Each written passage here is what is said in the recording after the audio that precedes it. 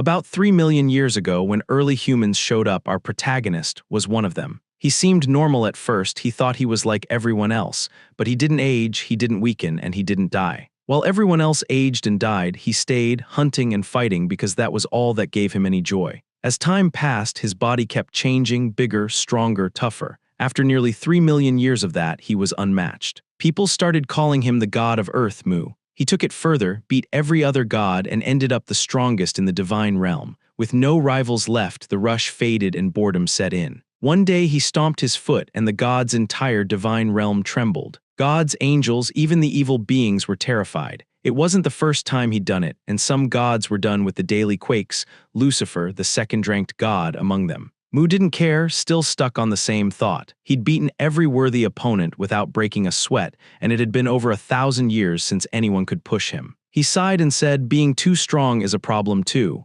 Then it clicked. If strength was the problem, he'd fix it by getting weaker. In an earthling body, he'd have hundreds to fight again. He jumped up and yelled, "Yang Yang!" A massive dragon appeared overhead, didn't seem too thrilled to be summoned, and slammed down in front of him, towering many times taller than Mu's throne. It looked annoyed. This was the top god's assistant, Yang Yang. It asked why it had been called, and to its surprise, God Mu just starts walking off and tells him to handle things while he's gone. Yang Yang fires off a spell, Binding of the Absolute, and chains Mu to stop him. Mu only turns and gives him a cold side glance, and Yang Yang immediately shrinks, stammering that he meant no disrespect, but Mu should at least explain, especially with a god's meeting coming up. Mu doesn't care about the meeting and keeps walking, dragging Yang Yang along by the chains like they're nothing. Seeing that won't work, Yang Yang switches tactics, playing the victim, and says if Mu skips the meeting, he'll be the one stuck hearing all the other gods complain about him. Mu snaps the binding, turns, and yells that he's not going there unless Yang Yang agrees to fight him right now. Yang Yang backs off in a heartbeat, decides the complaints are better than getting shredded, and wishes Mu a quick, safe trip. Mu walks up to a small earth floating nearby and touches it. He needs a body to enter, so he listens in on the messages people are sending to the gods. Most are trivial, but one person flat-out questions his existence. It surprises him at first, then he decides that he is the perfect choice. For the first time in 1,000 years, Mu actually looks excited. He finally has something to do. Yang Yang, not so much. Mood absolutely tanked. Mu pauses like he might explain, then just says goodbye, leaves the place in Yang Yang's hands, and tells him to deal with anyone who shows up. Yang Yang realizes Mu is only sending his soul to Earth and leaving his body behind, and worried, he reminds him that if something happens to the body, the soul on Earth dies too. Mu's already decided, true to his Sigma personality, nobody in the divine realm would dare touch him, so the body will be safe. Yang Yang keeps trying to talk him out of it, but Mu brushes him off and goes anyway. Without warning, we cut away from Mu to someone else entirely who had just beaten the demon lord. The rush felt great, but it was only the ending of an anime. This guy is a 17-year-old loser named Lee Ho. Lee Ho is jealous of an anime's hero who ended up with a bunch of girls. Yeah. Bro deadass watched harem in another world as his goodbye, and as the credits roll he sighs. He lets his phone slip, it falls and shatters, and we see why he's standing on the edge of a 3-story building, already bruised and cut, ready to end his life. He mutters a bitter goodbye and jumps. Falling through the air, crying, he yells, "If there's a god, prove it, send me to another world." He hits the ground hard. He should have died, but his body refuses, his fingers twitch, and he starts gasping. Right before impact, God Mu's soul jumped into Lee's body. Mu wakes up inside a wrecked body, no idea what just happened. Lee's soul, meanwhile, lands in the divine realm, stunned to the towering dragon glaring at him, and the dragon looks just as shocked to see a human. A moment ago, in the divine realm, Mu taps the little earth floating in front of him. He isn't worried about leaving his body, he's sure no one would dare touch it. His dragon assistant tells him to think it through, but Mu brushes him off and launches his soul toward Earth, swapping with Lee. The instant Mu enters Lee's body, he realizes he's midair, no time to adjust, about to hit the ground. Then Lee's body slams into the ground. The pain is worse than anything he's felt in his immortal life, but the bigger shock is the confusion. Why did this happen the instant he arrived? His hands shake, then go still as it hits him. He's dying. There's no time to fix anything. But this isn't over. Muscles that work on their own like the heart are called involuntary muscles. Mu spent 3 million years training and knows the human body so well he can control everything, blood vessels, organs, all of it. Because of that, a few seconds after flatlining, he forces his heart to start again. It hurts like hell, but he pushes blood through his vessels, fixes his heart, and stops the bleeding. He slowly gets to his feet, and instead of getting angry, he's weirdly happy. Feeling this much pain tells him he made the right call coming here. Then he digs through Lee's memories to see what kind of life he just took over. He heads to Lee's place, his new base, but walking on those weak, wrecked legs is rough, so he uses his hands to help and moves on them to take pressure off. He finally reaches the house. He goes into the small room, sits on a creaky bed, and reviews what he learned. Lee has one male relative who lives far away, so he's alone, broke, and miserable, and the only thing he does is go to some place called school. What amuses Mu most is a memory of someone at school who seemed to have made bullying him their life's mission, always picking fights, always making his life hell. Mu sees it as the perfect starting point because he can head straight into a fight. He got so hyped he threw a punch into the air, and a sharp pain shot through his right arm. He figured it was from overusing his hands while crawling back home earlier. Lee clearly never hit arm day, so even small efforts left them sore. Instead of getting mad, Mu smirks. After thousands of years without pain, it felt good to feel anything. The next day, police investigates where Lee Ho's body had hit the ground. Mu went back there too, not for the cops, but because the three-story building nearby was Lee's school. He walks in, scans the halls, and finds the classroom, but slides the door open way too hard, killing his big entrance, which drew a glare from a classmate who called out to him and told him to keep it down. Mu forgets the sting and walks right up to the kid, standing uncomfortably close. When it comes to fighting, Mu always waits for the opponent to strike first, to confirm their intent to fight, and his opponent does. The kid then freezes for a second, thrown off by Mu's creepy grin,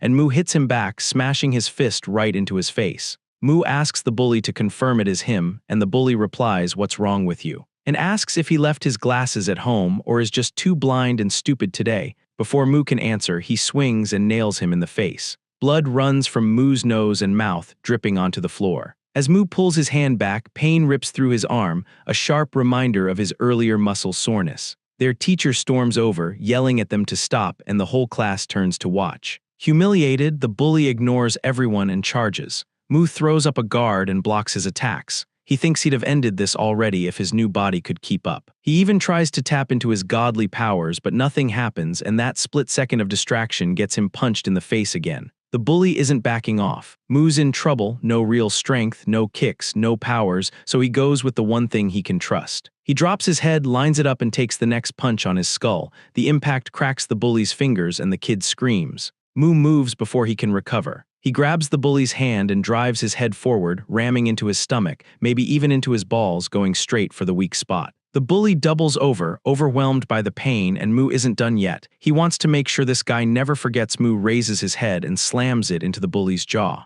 That did it. The bully lies defeated. Meanwhile, all of his classmates have their phones up, filming the whole thing. Watching the weakest kid in school drop a second-year bully wasn't something they expected. For Mu, this was his first real fight in thousands of years. He'd thrown everything he had into it, and the rush felt amazing. Blood filling his mouth, the painful throbbing, he was fine with it. After so long, the sting of a real fight actually felt good. Now that the excitement fades, he looks down at the unconscious bully like he isn't done, sits beside him, and because the guy pushed him so hard, thanks him. Then he leans in, lowers his head, and bites the boy's ear off and spits it on the ground while the entire class stares in horror. Mu doesn't care what anyone thinks. He wipes the blood from his face and keeps staring at the body. That bite wasn't random. This was Mu's way of leaving a mark on an opponent he actually respected. People would later call those opponents Mu's playthings. Only the strong ones who gave him exciting fights made that list. Back then, being one of Mu's playthings was almost like a badge of honor, a sign you were tough. Mu's mark wasn't about shame, it was recognition.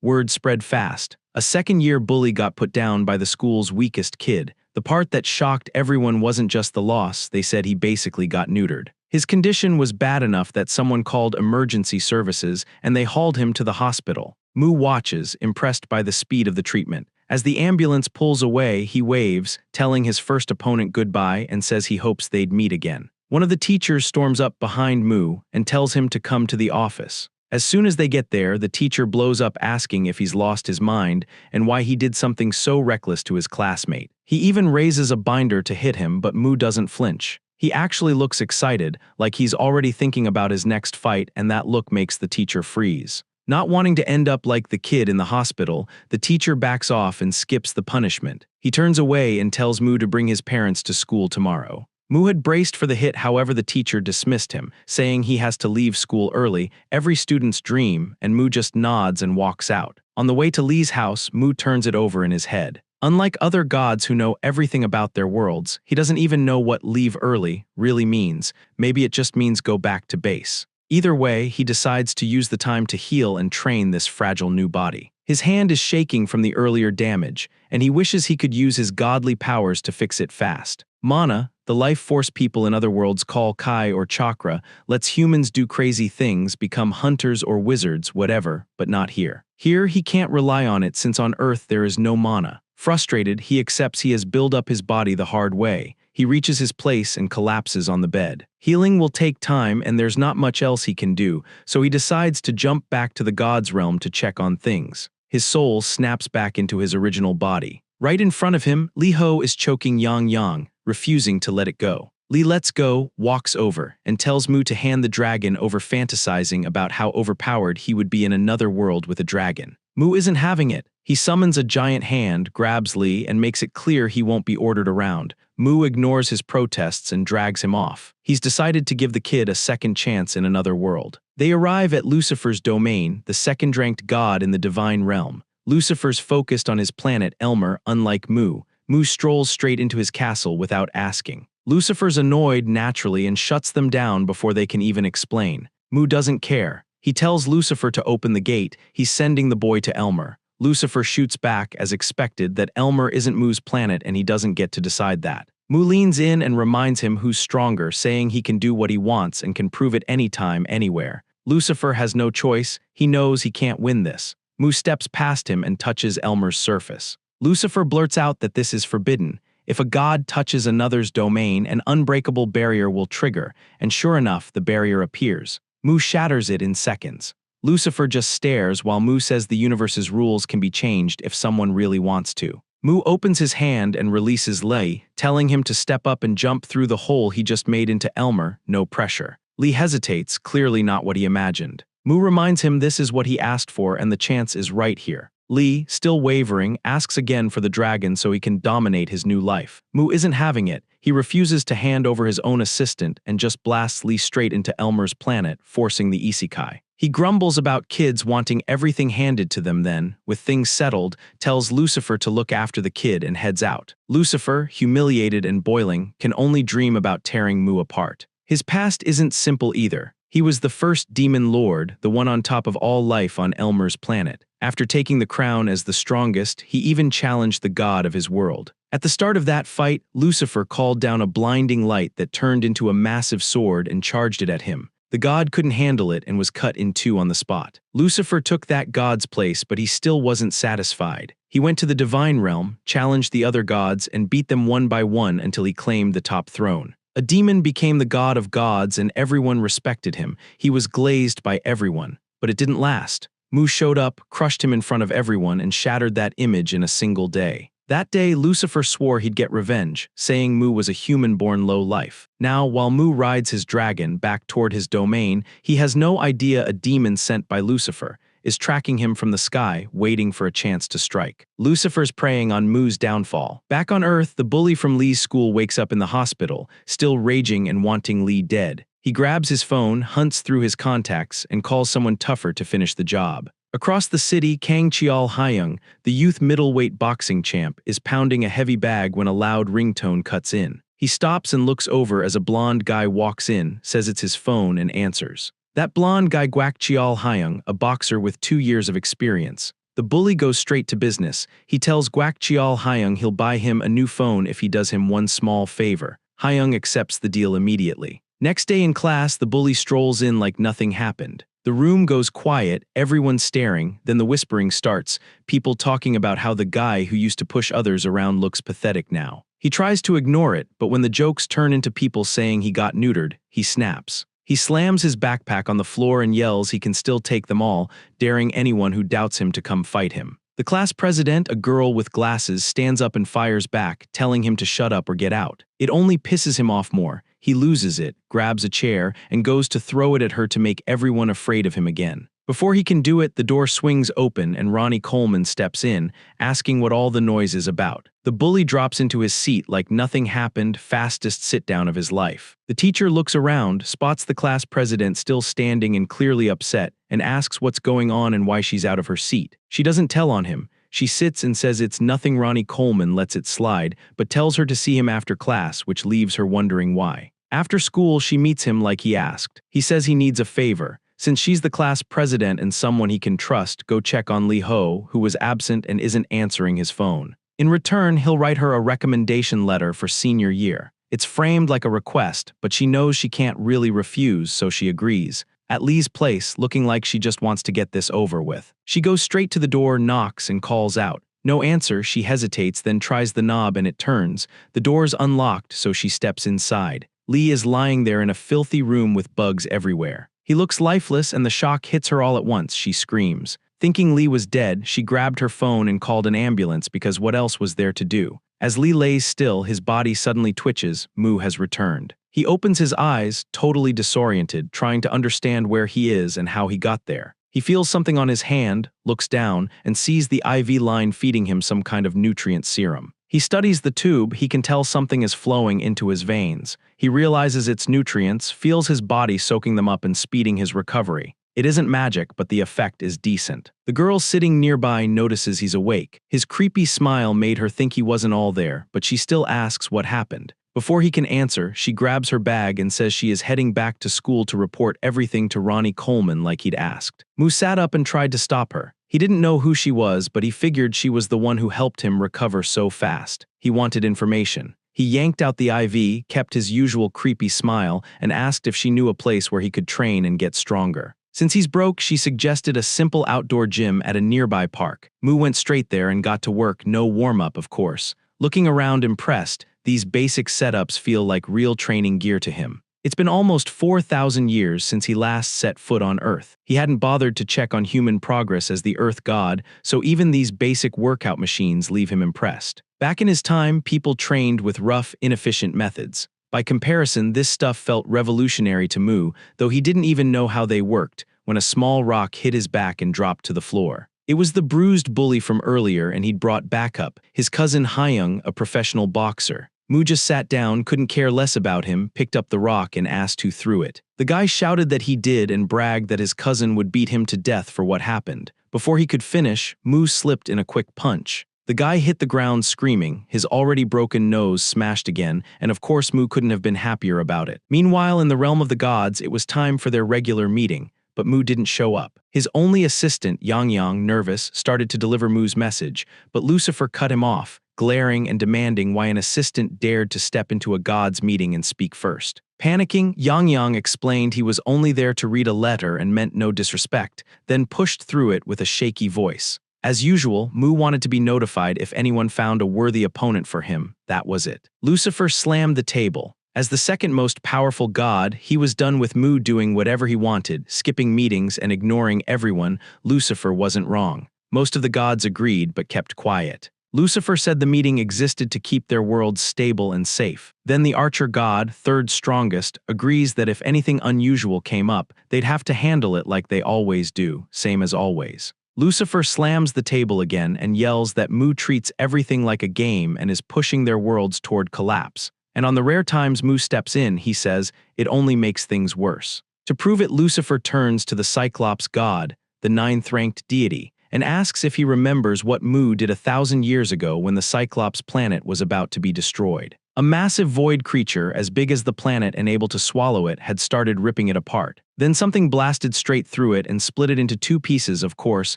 Mu, grinning with his face flushed, happy to fight, killed the thing in an instant. Lucifer uses that to argue the aftermath was on Mu, and that if he'd worked with the other gods instead of charging in alone, there wouldn't have been casualties. Lucifer says they can't keep letting someone unfit for godhood gamble with their worlds. On the other side, Yang stays quiet, unable to defend his lord, and just prays for him to come back before this gets worse. Back on Earth, the beaten guy starts making noise again, warning Mu that his boxer cousin will make him pay. The cousin is intrigued. He saw how fast Mu moved and punched earlier, so he asks if Mu does any sports or martial arts. Mu shrugs it off and says he doesn't play sports, he just wants to fight. That makes Hyung write him off as a cocky, dumb middle schooler. Hyung squares up and says he's ready. He decides to start first, moving in fast to see if this guy is all talk, and cracks Mu in the face with a sharp opening punch. The hit lands clean, but something about Mu throws Hyung off. As a boxer, Hyung finds it weird that Mu didn't move at all, even though he clearly saw the punch coming from the start. Mu never dodges the first hit. Taking it is his way of starting the match. With that unsettling grin, Mu yells, "Is hand-to-hand combat your specialty?" Hyung seems uneasy. Then Mu mirrors Hyung's stance and rushes in. Hyung writes it off as just a dumb copycat move, blocks the punch, and gets shoved back across the floor. He can't believe how much power this skinny twig has, while Mu looks even more hyped. Just before impact, Mu flexed his arm as hard as he could. His arm feels like it's tearing, but he doesn't care. Pain only makes the fight better for him. He couldn't feel that sort of stuff from the creatures he fought in his godly form. He yanks off his belt and wraps it around his fist to protect his hand since this body heals slow. The kid on the sidelines calls it unfair. Neither Mu nor Hyung care about his opinion. Hyung charges back in. He throws a fast barrage left, right, nonstop, trying to overwhelm him. While defending, Mu studies him and sees it, fast and precise but predictable. Mu starts avoiding the shots with ease. Hyung tries to switch it up, but Mu not only blocks, he punches Hyung's arm mid-swing. It takes a few seconds for Hyung to process it, then he starts screaming. Mu just watches, amused, realizing Hyung and that kid from Lee's class really are related with the same overly dramatic tendencies. Mu doesn't waste time. He seals it with another quick punch and knocks Hyung out cold, while Hyung's cousin just stands there, stunned. Mu's face lights up like he's itching for round 2, and he says it's time to pay for all the trouble, since this isn't the first time they've messed with him. The bully who'd been acting tough earlier knows it's over now that Hyung's down. Mu walks toward the bully to finish him. Up close, he sees the guy's too scared to fight back, and there's no pride in beating someone like that. The guy notices that tiny pause and hopes that if he keeps acting scared and says he doesn't want to fight, it might end quietly, but it's too late. Before he can speak, Mu cracks him in the face with a quick punch. He goes in hard with no mercy, piling on hits even as the guy's face and body swell and bleed. Mu ends it with a brutal knee to the face and finally feels satisfied. He praises him for not admitting defeat, while knowing he never gave him a chance to. With both of them down, he walks off, leaving his mark on the boxer too. The bully lies there muttering his name, calling him a crazy bastard. Mu heads back to his house and feels good. He's getting to fight almost every day. Still, his weak muscles keep acting up. To keep this feeling going, he decides to return to the God realm to pick up what he asked Yang to prepare. But this time nothing happens and Mu just sits there, waiting. A few days earlier at Lucifer's domain. That same day, Mu kept ignoring Lucifer, as we already know, coming and going like he owned the place, not realizing he was pushing Lucifer to his limit. On the way back to his domain, Yang asked how Earth was. Mu said he loved it, but his new body was weak, then told his assistant to find a recovery magic orb so his body on Earth could heal faster. There was just one small problem. Magic items are common on Elmer and a few other worlds under Lucifer because there's plenty of mana there. On Earth, you only get them through divine blessings or whims, so they're insanely rare. Only a few people in history have used them, and humans treated those people like gods. Not long after, Yang promised he'd have the recovery orb ready the next time Mu came to the God realm. When they landed, the assistant reminded Mu about the upcoming gods meeting, and Mu casually dug in his pocket and said he'd prepared something because of all the complaining. It was just a small letter. Of course, we already know what's written inside it. After handing that off, Mu walked to the miniature Earth model and put his hand on it to jump back to Lee. Neither of them noticed the small demon watching from above, reporting every move to Mu's biggest enemy. Back to the present, Lucifer is piecing things together. He doesn't know what Mu's plan is, but he's sure Mu's body is empty, and skipping the meeting tells him Mu won't be in the God realm for a while. It clicks this is his moment, a once-in-a-millennium chance to get revenge. He's not missing it. Without warning, Lucifer casts life taxidermy, no villain speech to remove the one obstacle between him and Mu. Purple, spear-like lightning forms over Yang, but he reacts fast. He jumps back and dodges every strike in a blink, his look snapping into a serious one. Ready to fight, Yang steps up and demands answers. What's this supposed to be? Lucifer, are you really declaring war on Mu, the god of Earth? Lucifer, confident now that Mu isn't around to interfere, floats up and says he'll personally kick Mu out of the seat of divinity. He knows what that means and doesn't hedge. It's an official declaration of war. Yang doesn't wait. He compresses his fire breath into a tight beam and fires it straight at Lucifer. Lucifer slips past it easily. The blast whips around the god's realm and detonates on the far side with a huge explosion. The archer god throws up a defensive aura to cover the other gods at the meeting. Lucifer doesn't even move or defend. Seeing his first strike did nothing, Yang triggers his ultimate polymorph release. His whole body grows and changes, and he's going all in to protect his master. The archer god sighs and decides she's out, saying this place isn't fit for a proper divine meeting anymore. As the archer god drifts away, Lucifer calls after her and asks whose side she's on. The archer god keeps going and says she's neutral, neither for nor against. Lucifer says he's fine with the archer god staying neutral as long as she doesn't interfere. Then he turns to the rest of the gods and asks if anyone objects to Mu's expulsion. None of them say a word. Yang is still alive and warns Lucifer that he's no match for God Mu. Lucifer just smirks and says he knows Mu isn't here. He's living in a weak human body on Earth. That stuns Yang. He thought he was the only one who knew, and it suddenly explains why Lucifer chose to rebel. With nothing left, Yang tries one last surprise attack, whipping his tail around Lucifer, but Lucifer slips aside and slices the tail into pieces. He doesn't finish him. Keeping Mu's assistant alive means he can use him to find Mu on Earth, in that human body, and make him pay for all the humiliations. Lucifer laughs while Yang coughs blood and shakes, unable to do anything. On Earth, Hyung is covered in bruises and getting screamed at by his coach for the street fight. He's forced to take a long recovery break right before his big matches, then finally gets dismissed. Walking out, he blames Lee for the mess, right as Kang walks in. Kang notices his beat-up state and asks what happened. Hyung can't admit he got handled by some random weak-looking guy, and since Kang is one of the best boxers in the country, he decides to put up his best acting skills and starts lying, saying he stepped in to help his brother who was being bullied, and the bullies ganged up and beat him. Kang walks past without reacting, tells Hyun this is on him and to be more careful, especially before his matches, then leaves. He's about to go when Kang calls. By the way, Kang actually believes him and asks who did this to him. Mu is still wondering why he can't get back to his real body. The only reason would be that his body's badly damaged, but that doesn't sit right. He has Yang guarding him, and still his body shouldn't be easy to harm. Then it hits him. What if all the gods joined up and attacked? He jumps to his feet. If that's true, he needs to move now. But he has no idea what to do, which just makes him angrier, furious at the thought of those gods taking cheap shots when they wouldn't face him one-on-one and his pillows catch all of the heat. In his head, he swears that if he gets the chance, he'll make stew out of them. He then forces himself to calm down. He reminds himself Yang isn't someone who goes down easy, even against a group. If he can't do anything about his original body right now, he'll focus on this one. He heads back to training. He works his abs for the first time.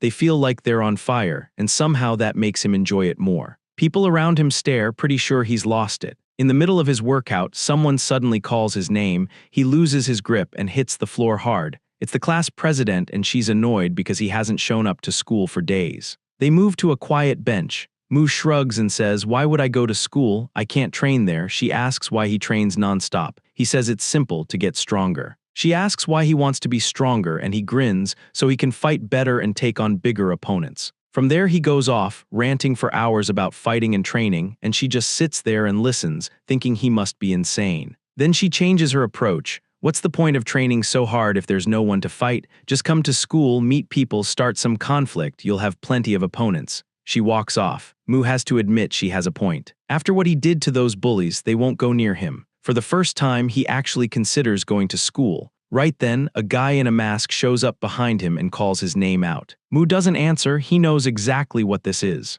He looks relieved finally and turns his head, already bracing for the first hit. Earth is the best, he says. Back when Kang was 15 and getting good at boxing, his sister was a ballerina. Kang supported her any way he could. Everything was fine until a creep started stalking Kang's sister. His obsession got worse, and one night he followed her into a quiet alley to make his move. Kang happened to be nearby and dropped him with a surprise hit before he could do anything. Because Kang stopped him before an actual crime, there wasn't enough evidence, so he was released. The stalker came back angrier. Kang showed up again and stopped him, but this time he was too late to prevent everything. His sister's leg was badly injured, and her ballet career was over. Kang blamed the law for failing her and decided he couldn't trust it anymore. He began working as a vigilante every night. Whenever he saw a gang looking shady or someone with the potential to commit crimes, he stepped in. He didn't see it as pointless violence. To him, it was justice. Back in the present, Mu took Kang's preemptive punch without resisting, but he could tell it was light. Either way, Mu didn't care. He had his signal to start the fight. Kang wants to interrogate Mu, but he isn't interested in explaining anything. He brushes off Kang's questions and tells him to stop talking and get on with it, which only ticks Kang off. Mu keeps his guard up like a pro. Kang throws punch after punch, but Mu slips every one of them.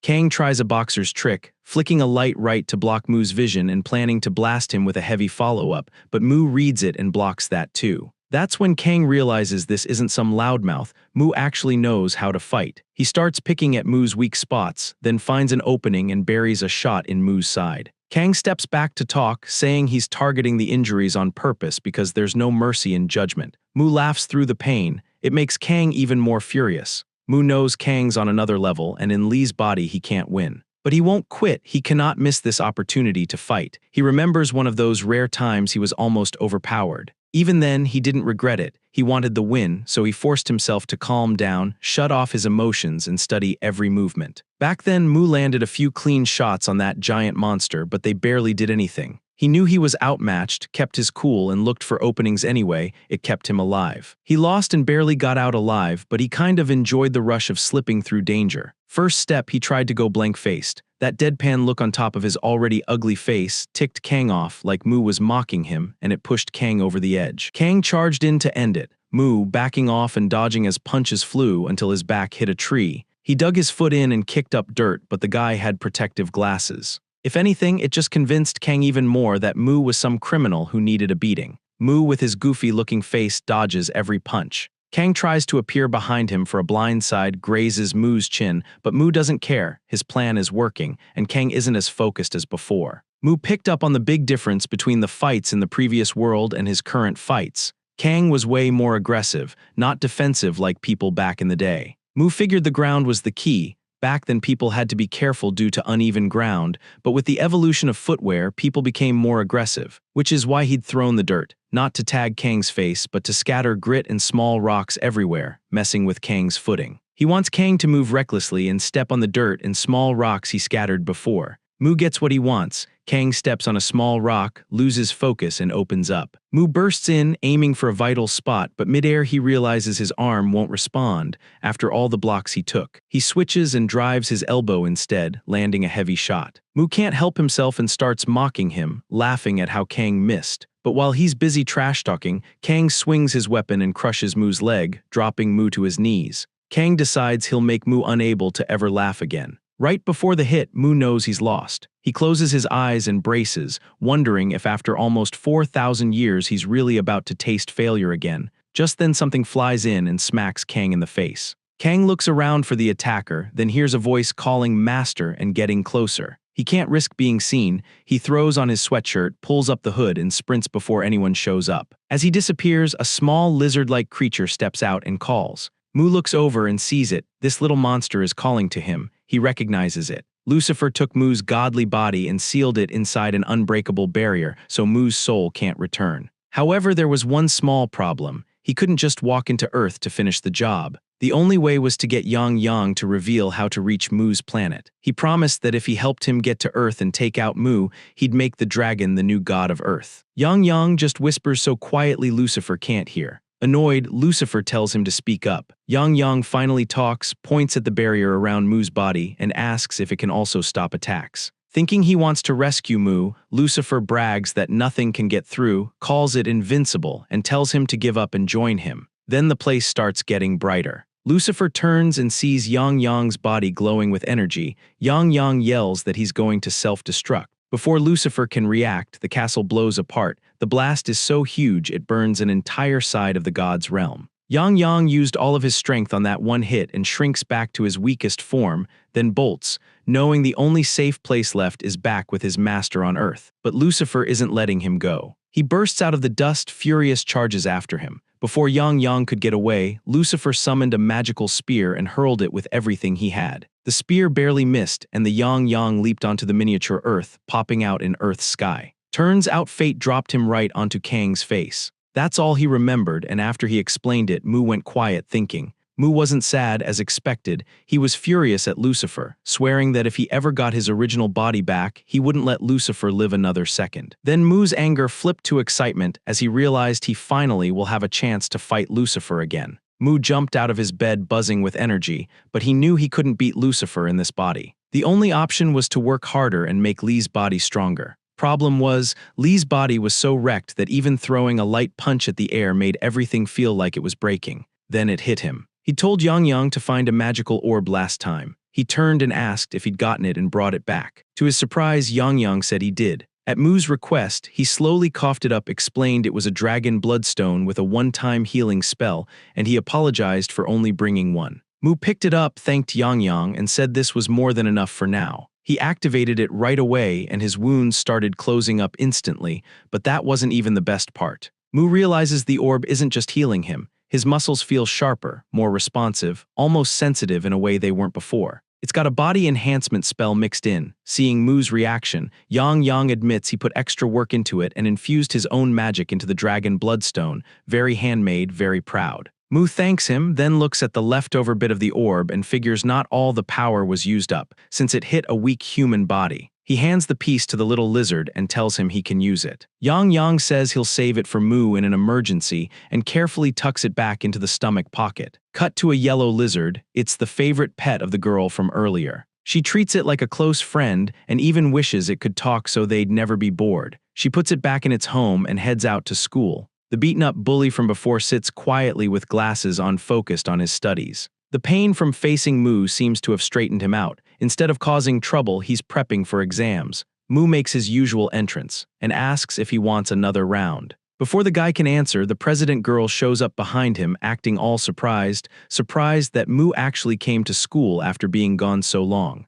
Mu says he only came because she talked him into it, then adds, of course, he's really here to find someone to fight and beat. His look and his words make her wonder what he's planning this time. She just tells him good luck, choosing peace today. Down on the floor below, Kang and a girl from his class chat about what's been happening. She fills him in on the second year who got humiliated recently and starts laying out the details. She says he beat his bully so badly the guy passed out and went to the hospital, and if that wasn't shocking enough, he even tore off the guy's ear. After that, people started calling him neutralization. Kang listens, interested. School ends, they head for the exit while she keeps dishing details, how the victim looked, the torn ear, and how Mu's behavior that day seemed off. Kang finally connects the dots. The nerd she's talking about is Lee, but it's already done, so Kang decides to let it go for now. On his way home, he unknowingly takes the same route as Mu.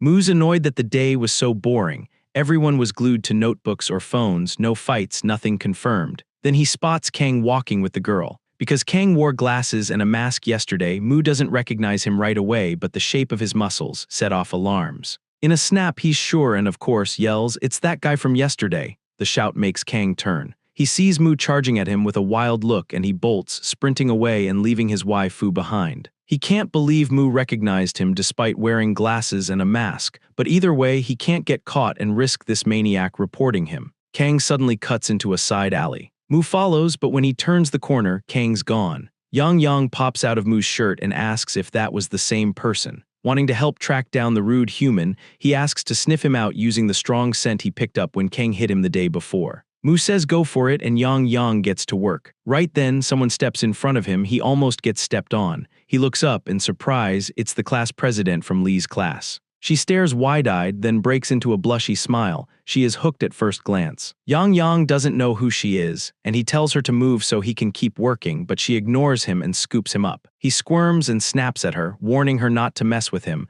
wishing he had even a little magic left to break free. He sees her as a nuisance, but she's just fascinated that a lizard is talking. To her, he's the cutest thing ever. He finally spots an opening, bolts out of her hands, and hides behind his master. He apologizes for failing because of the girl and blames it on losing his power. The girl comes over with a serious face and asks if that tiny creature is his friend. Mu goes, friend. Yeah, you could call it that, a very obedient one. She introduces herself as Kim Yujin, and it's obvious she's jealous that Mu has a talking, well-behaved rat. Mu can read it all over her face, even if he's not sure why she's so stunned and envious. He offers Yang to her and says if she wants, he'll lend the little guy to her for a bit, in exchange for some information. She lights up at the offer. Trading a little info is nothing. Mu doesn't wait for an answer. He grabs Yang Yang by the neck and hands him over, saying, "Take him. Keep him as long as you want, but you have to help me find someone." Mu casually tosses the little guy toward her, and he lands right on top of her head, and Yang Yang can't believe his lord just sold him out like that. Mu heads off, telling Yang Yang to stick with Kim for a while and come back on his own later.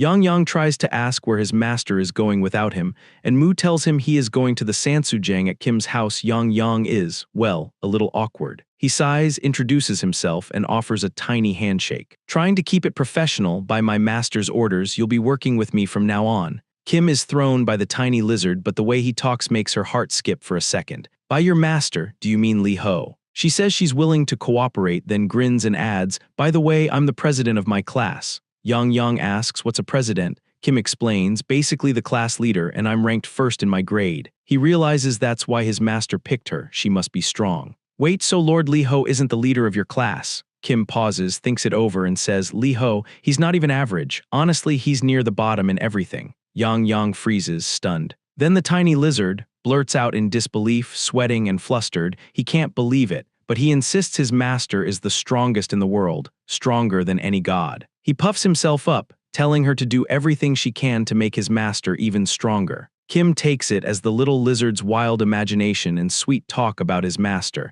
and she agrees to help, but only if he visits her often. He'd already planned to use Kim to get information about what's happening on Earth. He agrees without hesitation, and they make a deal. As a loyal servant, he's ready to do anything to help his master take back the title of the strongest. Meanwhile, Mu is training with his newly strengthened body. As the sun sets, he jumps down, looks himself over, and feels good. He recovered faster than he hoped, and his strength has substantially increased. He throws a random punch, this time at an iron rod, and the result satisfies him. For the first time, his hand doesn't even hurt. He grins, then the smile fades as he came out here hoping to run into Kang. He decides to head back, figuring he'll have a better shot at seeing Kang at school soon. Mu's sweat reeks, and while luckily no one's nearby to catch a whiff, by the time he wanders into Kim's neighborhood, the smell is strong enough to hit Yang Yang's sharp senses. The little lizard is at the girl's PC, then Dragon's senses kick in. He knows that smell. He jumps down, waves, and yells, "That's it for today," as he bolts out, bounding over rooftops and walls like an excited dog, following the trail straight to Mu. He lands on Mu's shoulder. Mu looks surprised as Yang Yang greets him and proudly says he finished what he thought was his mission. Yang Yang babbles that he even found a royal assistant who swore loyalty to Mu, and he's so hyped that Mu misses what's happening a few steps away. Then the lizard smells someone he'd chased earlier. He points it out, and he's right. It's Kang in the shadows, acting like Batman. The bike thief doesn't apologize. He threatens Kang, saying he'll send someone after him if Kang doesn't let him go. That just tells Kang he picked the right target, so he doubles down until that sense of danger makes Kang turn. As they face off, everything's tense except Yang Yang, who's facing the other way, insisting they're going the wrong direction. He keeps pointing at a restaurant, telling Mu to head that way, but Mu ignores him and focuses on Kang. They lock eyes. Mu looks dead set. Kang looks unsure. Mu starts closing the distance, slow and deliberate. Kang tries to explain there's a misunderstanding and tells Mu not to attack, but Mu doesn't listen, ready to swing. Kang realizes he has to defend himself and squares up. He'd beaten Mu before, and he hesitates now because he knows Mu isn't the kind of guy who deserves a beating like he once thought. But then nothing happens. Mu had been faking an opening attack to bait Kang into striking first, and Kang didn't bite. The thief who'd been watching, meanwhile, seizes the opportunity, snatching Kang's weapon. He rushes at Kang. Kang slips aside at the last second, turning his head and stepping out of the path, then sees the weapon headed straight for Mu. Mu takes the strike. He could have dodged or blocked, but he didn't, which told him everything he needed. Mu hits back right away, a hard kick to the thief's stomach, popping the weapon into the air, and Mu caught it before it hit the ground. Mu isn't done. He keeps pounding him, sometimes using Kang's weapon until the thief collapses. That satisfied grin fades fast. Mu realizes these one-sided beatdowns aren't fun. There's no challenge. He thinks back to when he first hit Earth, fighting Lee's bully and Hyung. Those were real matches. He decides the only opponent that matters right now is Kang, not this ugly guy. He looks around, but Kang's gone. A moment ago, Kang rushed off, while wondering how that crazy guy Mu keeps finding him. Meanwhile, he didn't spot Yang Yang across the street, accidentally kicked the little guy while running off, sending it flying. A little later, Kang gets home. He steps in, flicks his shoes off, and can't stop replaying Mu's freaky face, always ready to scrap with anyone. His sister comes in right then, teasing as she yells,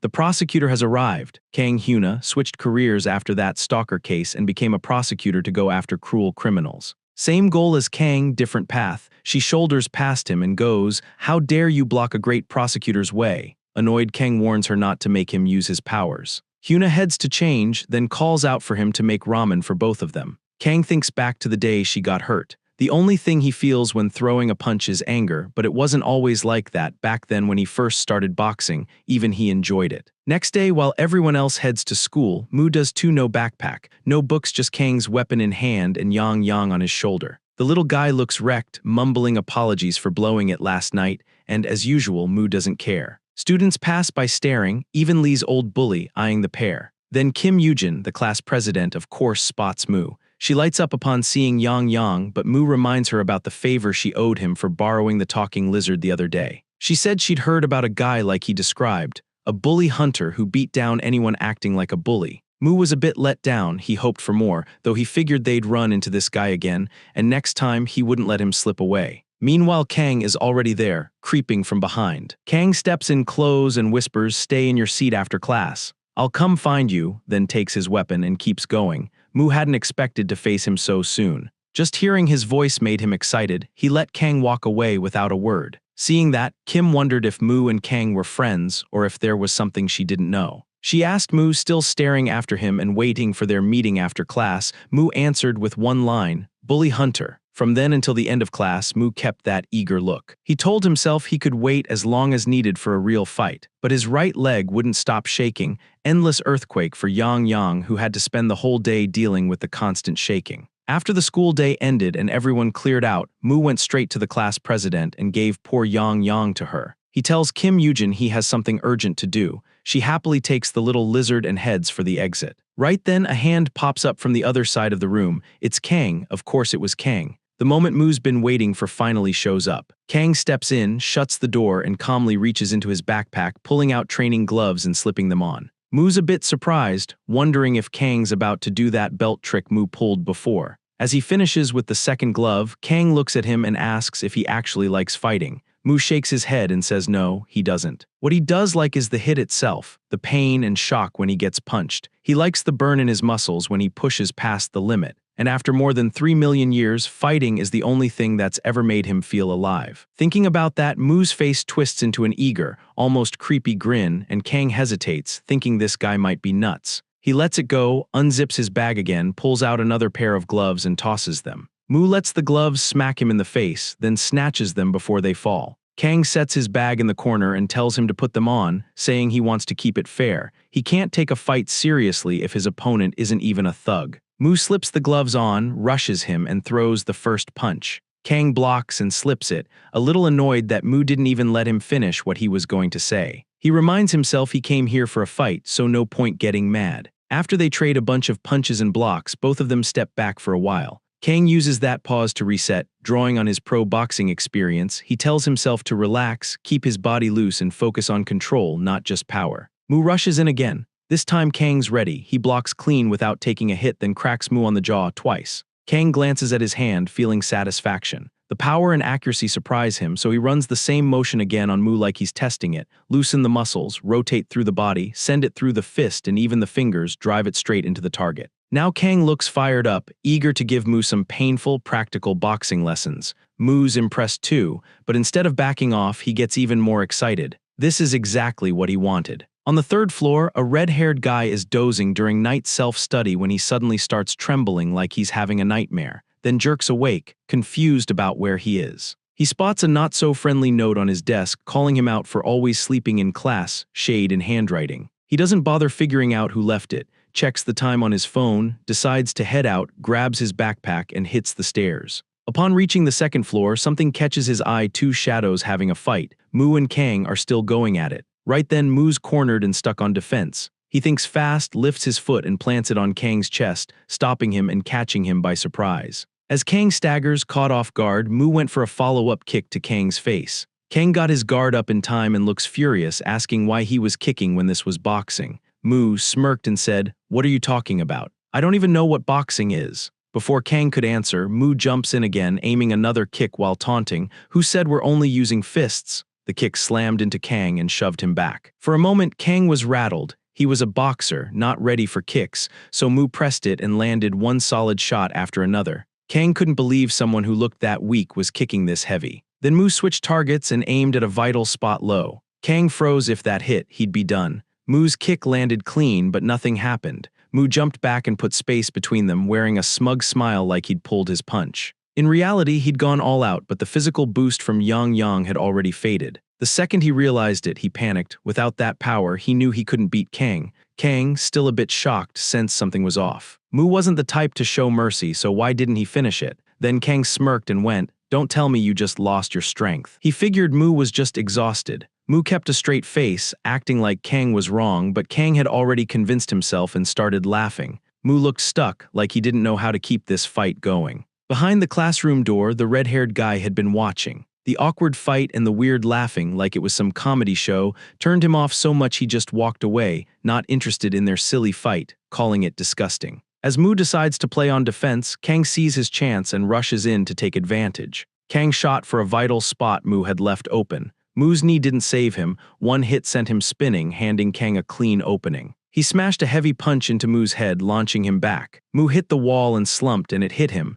With this body, he couldn't match Kang's solid, muscular build. One desperate idea came to mind. If he could tap a little of his original mana, he could overpower this guy. It wasn't exactly reliable, but it was all he had. He pushed himself up and tried to pull even a tiny bit of magic into his fist before lunging. Kang caught the punch midair like it was nothing and gave him a smug grin. Then Kang suddenly felt something odd and instinctively glanced behind him to see what it was. Mu didn't waste the opening and drilled a punch into his face. He grabbed Mu's other hand right after, ready to shut it down, when that feeling hit again. He turned to check it and Mu took the opening again, this time using his most reliable weapon, his head. The headbutt slammed Kang backward. He crashed into the classroom door and dropped completely out. Mu stood over him, trying to figure out whether his mana plan had actually worked or if he was just imagining it. After a moment, he realized he'd actually condensed air using the method since there is no mana on Earth. Cool as that was, he was more focused on what he wanted to do. He leaned in ready to do the ear thing he's done to others when Kang suddenly snapped awake, saving his ear for another day. Kang shoved Mu away and staggered up, still dizzy. He admitted he'd underestimated Mu and said he lost, but he wasn't giving up an ear. He looked like he wanted to mention something, yet with his nose throbbing and his head spinning, he couldn't string a sentence together, so he muttered an excuse and belayed fast. Watching him go, Mu looked disappointed. Adding Kang to his list of playthings wasn't happening today. A while later at Kim Yujin's place, Yang is about to depart with a bag twice his size, already sweating. On the way home, he spotted Kang in the distance, woozy and holding his busted face. He recognized him instantly, the guy who'd kicked him earlier for no reason, so he dropped the bag and launched, aiming a headbutt just like his master had done. But Kang, even dazed, saw him at the last second and swung, smacking the poor lizard midair. For a moment, Kang just stood there, startled and confused, not even recognizing what hit him and wondering what kind of dog just attacked. He turned away, hurrying home to rest. As soon as he disappeared, Mu stepped up to Yang's crumpled body, staring down at him. The next morning, Mu is back on the street heading to school, this time in a brand new uniform with Yang riding in his new backpack. The little guy carried the clothes in his backpack and asks how Mu likes them. He even bragged that Kim Yujin, Yang's subordinate as he calls her, bought the uniform and backpack for Mu just to keep him satisfied, and said he'd stay hidden for now to avoid attention. Across the road, Kang spots Mu and asks why he was wearing a school uniform on a Saturday. Mu just asked what Saturday even is, and Kang looked a bit annoyed but changed the topic and brought up what he'd meant to say yesterday. He asked again if Mu liked fighting. Mu gave the same answer, he fights because he has to. Kang didn't really buy it after seeing his face during yesterday's fight, the grin said otherwise, but he moved on and asked Mu to start hanging out with him, saying that if they did, he wouldn't be bored hunting for fights all the time. The moment Mu heard that, he started shaking, that scary, excited smile back on his face. Kang didn't need a reply, the answer was obvious. Then Mu blurted, "Take me somewhere I can fight right now." Kang then said he didn't mean now, he meant another time. From inside the bag, the Yang kept watch, plotting how to get his revenge for losing to Kang twice. It's Friday morning at Jairōgi High, not Mu's school. A student stands guard at the restroom door blocking everyone. Inside, a big guy asks another student about how much he'd made. It was the same thief Mu beat up the other day. Shaking, the kid pulled out some cash and said it was only 20,000 won. The big, introduced as Yangzhou, blew up, saying it wasn't close to what he asked for. The thief complained that Kang got in the way and he could have made more by selling the bike. Hearing Kang's name, Yangzhou lost his cool, punched the wall, and ordered the guy to call everyone. On a Saturday evening, Mu and Kang are walking together. Kang thanks Mu and admits he used to fight in blind rage. After meeting Mu, he realized he could enjoy fighting. Mu told him then to fight him now instead of wasting time looking for random weaklings to beat up. Kang said he wasn't going to fight Mu now,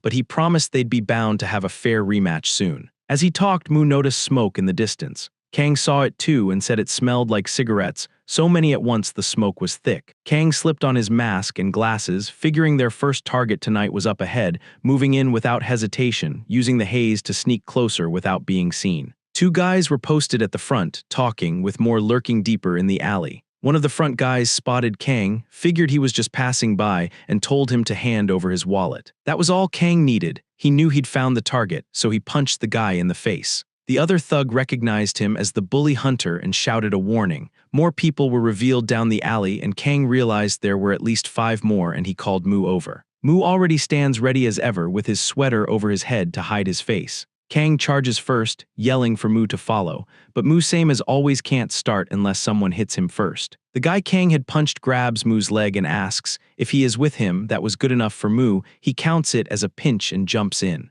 A few minutes later, all the thugs are down. Mu is annoyed at how weak they were, noting their below-average respiratory systems. Kang then spots a small bag, picks it up, and gives it back to the victim, the red-haired girl from his school he likes. Before Kang could say anything, more guys showed up. The gang was here because one thug managed to message they'd spotted Kang, and they are here to punish Kang for messing with their so-called work. Kang decides it's time to get serious and pulls out his weapon. Mu's look flips to excitement when he realizes the fight isn't over. The real fun was just about to begin, a full-on brawl, his favorite kind of fight. Mu blasts through the group, dropping them one after another, then a heavy slap cracks across his face. It's Yangzhou, of course. With one clean hit, he sends Mu to the ground. Then he asks why there are 2 Kangs. Right next to the fight, the red-haired guy happens to pass by, muttering why no one answered his calls. He hears the noise and goes to look, sees the brawl, and the same disgust hits him, wondering if they have that much time to be fighting all the time. He's about to walk off, then spots the girl cornered and Kang standing in front of her to protect her. His name is Heejun, and his dad was an MMA champion, a guy he idolized, the strongest person he knew. But then his dad started using drugs to get stronger,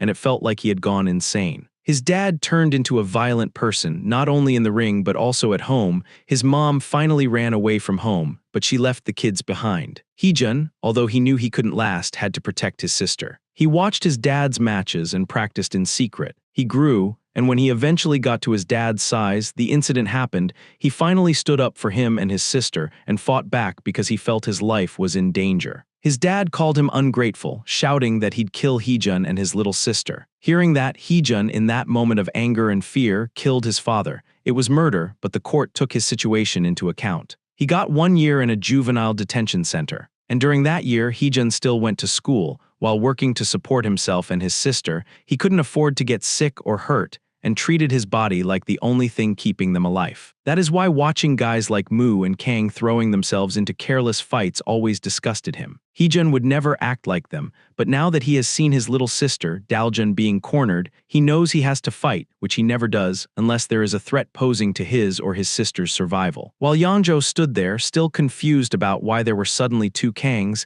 he didn't notice Heejun coming up behind him. Heejun comes out of nowhere and hits a weak spot, making Yangzhou drop to his knees. Heejun then grabs his head with one hand and slams him into the ground, putting the big guy down. While Yang keeps yelling for his master to wake up, Heejun steps on him, while getting by as fast as he could to reach his sister. Poor Yang doesn't even do anything and still always ends up beaten. Kang notices Heejun, dropping the bullies like they are nothing. With only 2 thugs left before they can react, Heejun grabs their faces and smashes them into the walls. Then he stops in front of Kang, staring him down, and says they'd crossed a line. Panicking, Kang starts to explain why he was there, but when Daljun yelled for her brother, Kang turned around, surprised because he didn't know she had a brother. Before Kang could process it, Heejun moved in. Just in time, Kang's reflexes kick in and he counters. Heejun slips past it, and instead of striking, just plants a hand on Kang, shoving him back. Heejun grabs Daljun's hand, telling her to run with him, and then they take off. She drops her wallet without noticing,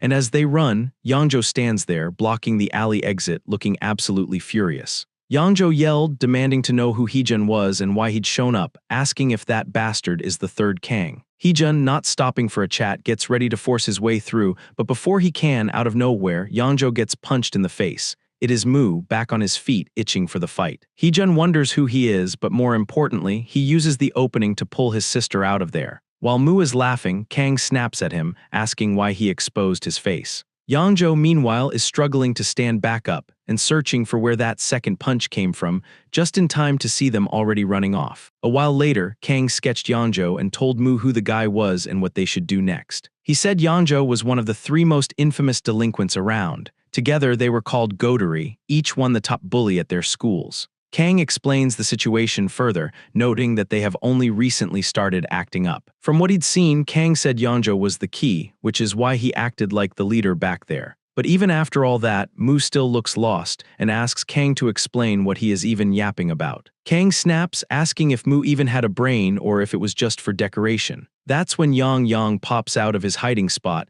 not willing to endure the insults any longer. He yells at Kang and even calls him a bastard, demanding how he dared to be so rude to God Mu. Kang just looks shocked. He has no idea what a talking frog is suddenly doing here. Mu introduces Yang as his assistant or maybe a friend. Kang starts getting suspicious about Mu. He doesn't know even basic knowledge like the names of the days of the week, and now he's adding a walking, talking frog as his assistant. Mu is actually impressed that a human like Kang figured out he isn't human. They talk over each other. Kang asks if Mu's an alien, and Mu says he's a god. Kang says he doesn't look like a god, more like an idiot, and Mu immediately asks what alien even means. All this is happening in President Kim's house. She's wondering why they're even there, then her annoyance fades fast at the sight of Yang playing with her phone. Kang keeps it simple for Mu. The target is the big guy who slapped Mu and dropped him before Mu got a punch in, and just thinking about what happened back then makes Kang furious. Mu finally gets who they're after. He's happy he had a real fight,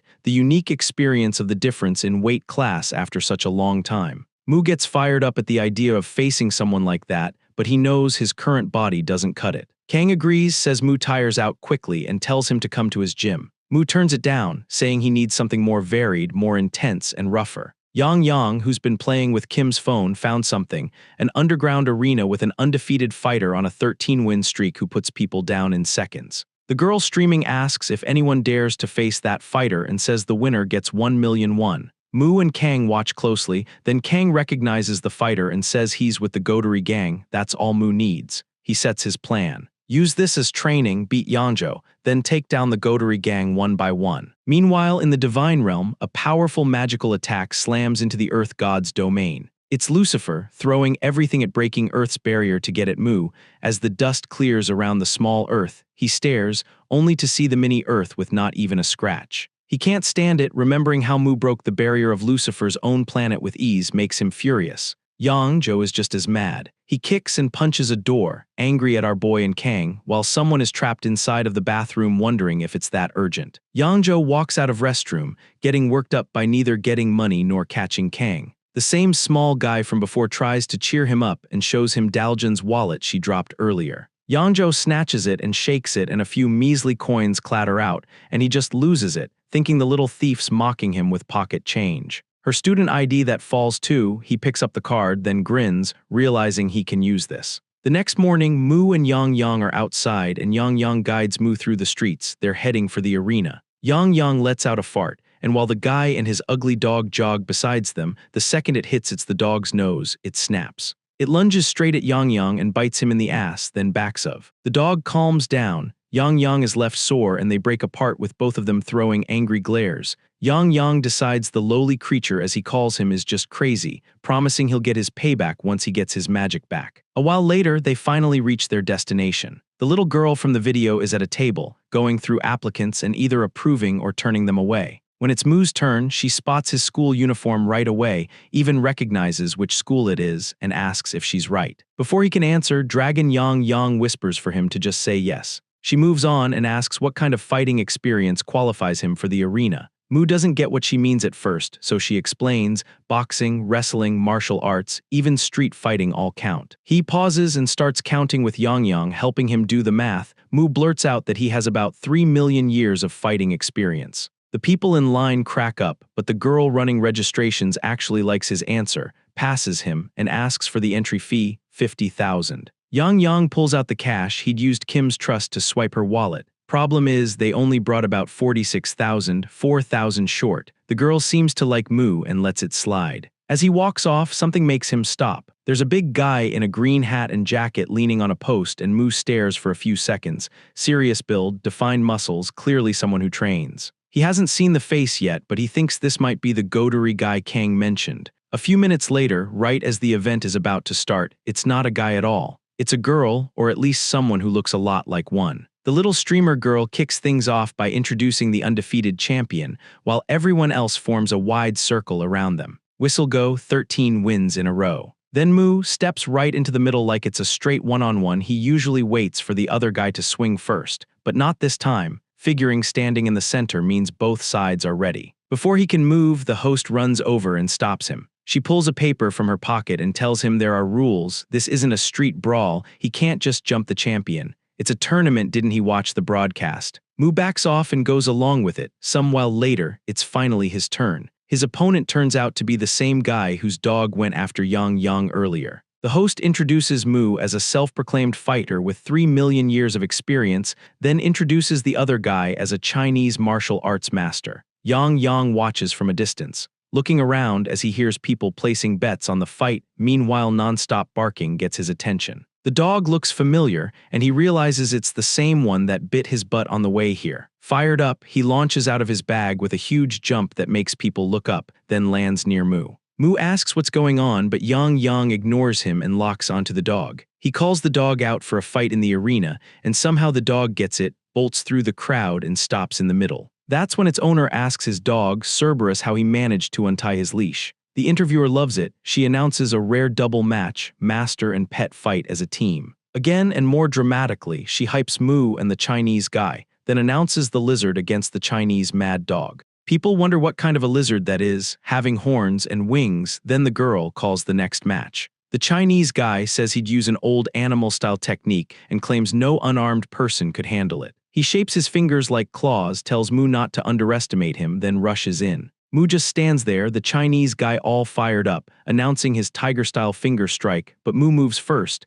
zero hesitation, and drives a punch into his stomach. He hits the floor, realizing he was the one who'd underestimated his opponent. Mu questions the style, saying that copying animals only goes so far, humans have limits. The boy pushes himself up, fighting the pain, and realizes Mu isn't some regular kid. He feels like a concrete wall. Refusing to quit, he decides to use the move his master told him never to use on people. He drops his hands to the ground and Mu just stares, wondering what this guy is trying to do. Meanwhile, most eyes are on Yang and the dog. Yang is drained and trying to figure out how to handle this crazy dog. He sucks at hand-to-hand combat, but the dog gives him no rest and charges in. Right before reaching Yang, the Chihuahua stops, pulls a ninja-style trick that looks like Killua's rhythm echo. The crowd is stunned, especially the streamer girl, wondering if the dog is part of the Zoldyck family. Yang suddenly has 3 dogs in his face. He guesses the one in the middle, but the real one was on the left. He slipped in and bit Yang's neck. The scene cuts to the owner in a 4-legged stance, then blasts forward while Mu stays calm. People in the crowd laugh at the weird technique. His master is there too, as a spirit,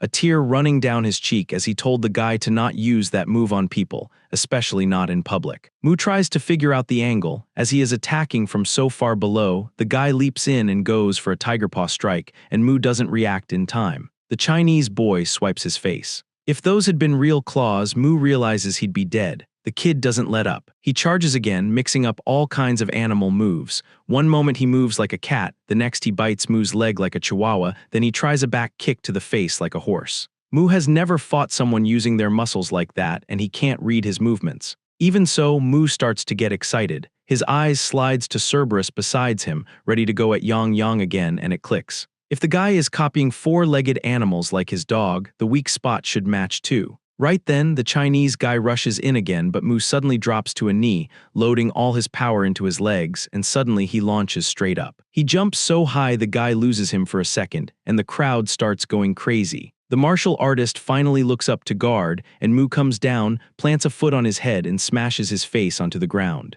Mu has finally found the answer against someone who fights on all fours, hit from above. People cheer, while a few groan over their lost bets on the Chinese guy. Mu glances over to check his assistant's fight and sees Chihuahua already won. Mu gives the dog a hard stare and it flops over, playing dead. The announcer calls Mu's win and the ugly-looking dog's forfeit. Mu steps in to leave his mark on the opponent while Yang, barely hanging on, stops him and says it's forbidden. Mu lets it slide and lets the announcer move the event along. Now it's time for match 6. Mu versus a new opponent. It's Hyung, the same guy Mu wrecked last time, still carrying marks on his arm and ear. Facing Mu again while not fully healed is the last thing Hyung wants, but he steps up. Still, even though he doesn't feel like facing Mu again, who looks the complete opposite, he is excited about their rematch. Hyung tells himself he should be fine as long as he doesn't drop his guard like last time, and the announcer kicks it off with, "Who's going to take on the undefeated champion?" Immediately both throw hands for the opener, they trade punches and somehow it's Mu who gets the shock. Pain shoots through his hand, he jerks his hand back, while Hyung looks fine and a little relieved to finally return some of the hurt Mu caused for him. Mu steadies himself, he leans into the pain as proof he's alive, that's why he came to Earth, and his twisted look makes Hyung flinch. Hyung adjusts. He starts attacking Mu with quick jabs to shake him up, and then finish with a heavy kick since he figured Mu saw him as just a boxer and wouldn't see a kick coming. But before Hang could even swing, Mu read it from the way his muscles tensed. Mu jumps in, delivers a heavy blow to the guy's knee, just like Kang did to Mu, and then delivers the final blow. Copying the moves he learned in his fight against Kang and ignoring Yang's warning, Mu tears off another piece of Hyung's ear. No one in the crowd steps in to stop the crazy guy. Things calm down, and it is time for the final match against the girl with a 13-win streak. Mu is amped up, fighting 3 times in a day, what a blessing for him, and before the girl could even finish announcing the match, Mu rushes in. His opponent snaps a long leg kick at his face. It surprises him, but he gets his guard up in time and blocks. Mu realizes she is fast, and they go right back at it. The girl keeps firing off kicks, and Mu's stuck dodging and blocking. Unable to get close enough to throw anything back, she keeps her distance, making Mu have a hard time. Mu knows anyone from Godery is tougher than expected. He decides to try and pulls the same goofy face, wondering what he is supposed to do against her long reach. He jumps in to close the gap, keeping that dumb expression to distract her. Then she nails him with a kick to the face before he can reach her. He switches plans right away and whips a kick at her head, but his leg's just a bit too short. The spinning kick only knocks off her hat, leaving her surprised but unharmed. Mu backs off and the height difference becomes apparent. She decides to get serious. She rushes in faster, drives a kick at Mu, but he blocks with both hands. She immediately goes for another kick. Mu's in a bad spot. He realizes all of her attacks aim high, then right as it's about to land, he vanishes, and she's left looking around for where he went. She looks around and finds Mu, and that shocks her even more. He's down on all fours, copying the Chinese guy's style from earlier. He figures this is his best chance against the lamp post girl, and he switches styles and it's working. She's clearly not used to dealing with someone moving that low. Mu lunges like a dog. She goes for the same face kick as before, but her form's off now. The crowd starts cheering upon seeing this new approach working. The Chinese fighter from earlier is stunned that Mu copied his style after just 1 match, when he trained 5 years. He and even his master watch, hearing the same people who used to laugh at that style now cheer for it, and the guy's master blushes. Back to the fight, Mu keeps dodging, then decides to go in a fast circle around her. She senses he's about to hit from her blind spot. She spins and fires a kick. She connects, then checks what she hit, and it's only her own hat, and Mu pops up on her other side. In a blink, he's right in front of her. This time he's going for heavy behemoth imitation fist, something the girl definitely deserved. Mu originally is from Earth. However, about 3,000 years before he became the god of Earth, he was forced to live on Lucifer's designated planet, a place overflowing with mana. The animals there evolved into monsters, and Mu survived and grew stronger by hunting and eating them. One creature stood above the rest, a behemoth, massive and stronger than anything he'd faced. He throws together a simple plan. Rearrange his muscles to match the beast as close as possible and then strike. The tall girl is caught off guard and can only watch it come in. Mu slams into her so hard and fast, the impact launches her backward into a bench and table. She takes a moment to breathe. The impact leaves a sharp pain in her side, but Mu isn't letting her off. He leaps after the tall girl, going all in with both hands. Then midair, the announcer jumps in and stops him. She cut in, says the match is over because the tall girl had been thrown out of the ring. On stream, she announces Mu's win over the champion with a 13-fight streak. The crowd is annoyed at the lame result. He didn't even finish her properly, and the final ended very anticlimactic. The girl raps the broadcast like she is pleased. Then, annoyed, she tells Mu she'd give him his 1,000,001 prize and tells him to follow. A while later, she leads him into a quiet alley chatting as they walk. She explains the situation, telling him that so far he only won the right to challenge the final opponent, but there is still one left. Without warning, she spins, jumps, and drives her knee into his chest. And Mu is just standing there with his hands in his pockets. He drops right away, stunned and struggling to process it. The hit was way too much for his current body.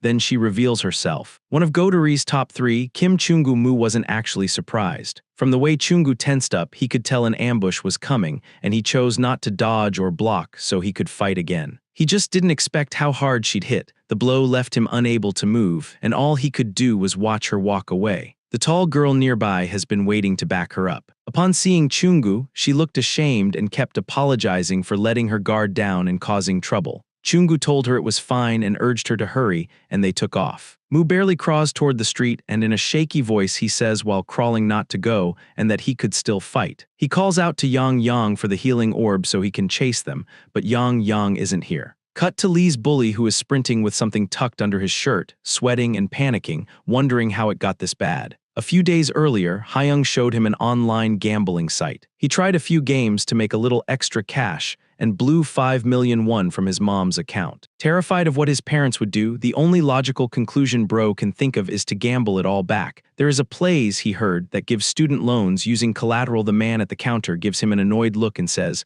"What the hell is this?" The bully catches his breath, unwraps the bundled shirt, and out comes Yang Yang, unable to speak. He pulls up a photo of a tuatara, a rare lizard from New Zealand, holds it next to Yang Yang, and tries to sell it as a mutated tuatara. The clerk looks unconvinced and glances toward a quiet man in the corner. He walks out of the place not happy at all. It's only 1,000,000 less than he hoped, still better than nothing, and he goes right back to gambling. Right then, a person in a hoodie, whoever they were, brushes past. At the desk, they set down a Daljan school ID as collateral. The man in the black suit behind the counter tells them to take off the hoodie. Under the hood, it's clearly not Daljan. The guy says that she has edited the photo a lot. Still, the student id is worth 500,000 won. He hands over and subtracts the interest up front, which is 50,000, and reminds her to make payments on time, in 1 week. She rushes out, glancing around as she goes. The guy behind all of this, Yangjo, steps in and stops her, asking if she got the cash, and she pulls out the cover, calling it a success. They keep walking, and she asks him why she had to go.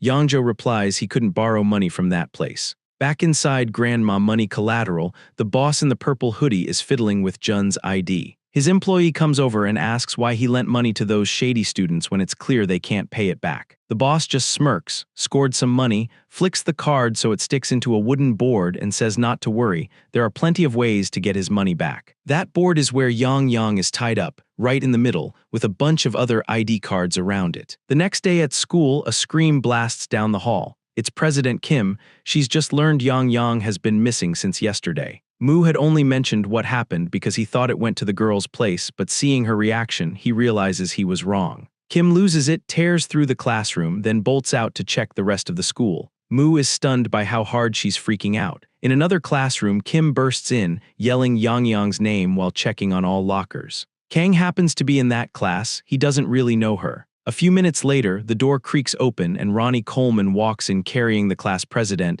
then tells her to go straight to her seat and stop causing trouble. She turns around upset and tells Mu she searched the whole school but still can't find Yang Yang. Mu stays calm. He already knew it wouldn't be at school. He says he lost it after the arena, not here, which makes Kim snap and ask why he didn't say that sooner. Mu lays the hand-drawn map on his desk. Kim recognizes it as the one she drew the other day and gave to Yang Yang to help him find the arena. Mu points to the spot where he last saw it. Kim grabs the map and runs for the door, but Ronnie Coleman spots her and sprints after her, and catches her in seconds. She begs him to let her go just this once, but he refuses and brings her back again. Mu's mind's elsewhere anyway. He's stuck on his unfinished fight with the top 3 Godori members. Every time he gets close to finishing it, someone interrupts, and he can't stop thinking he needs to do something about it. The problem is his body's in rough shape, which annoys him. Sure, he only pushed a few muscles for a bit, but now everything aches, and like always, he loves the pain because it makes him get to fight fiercely. He wants back in the ring to finish it, but he needs another healing orb,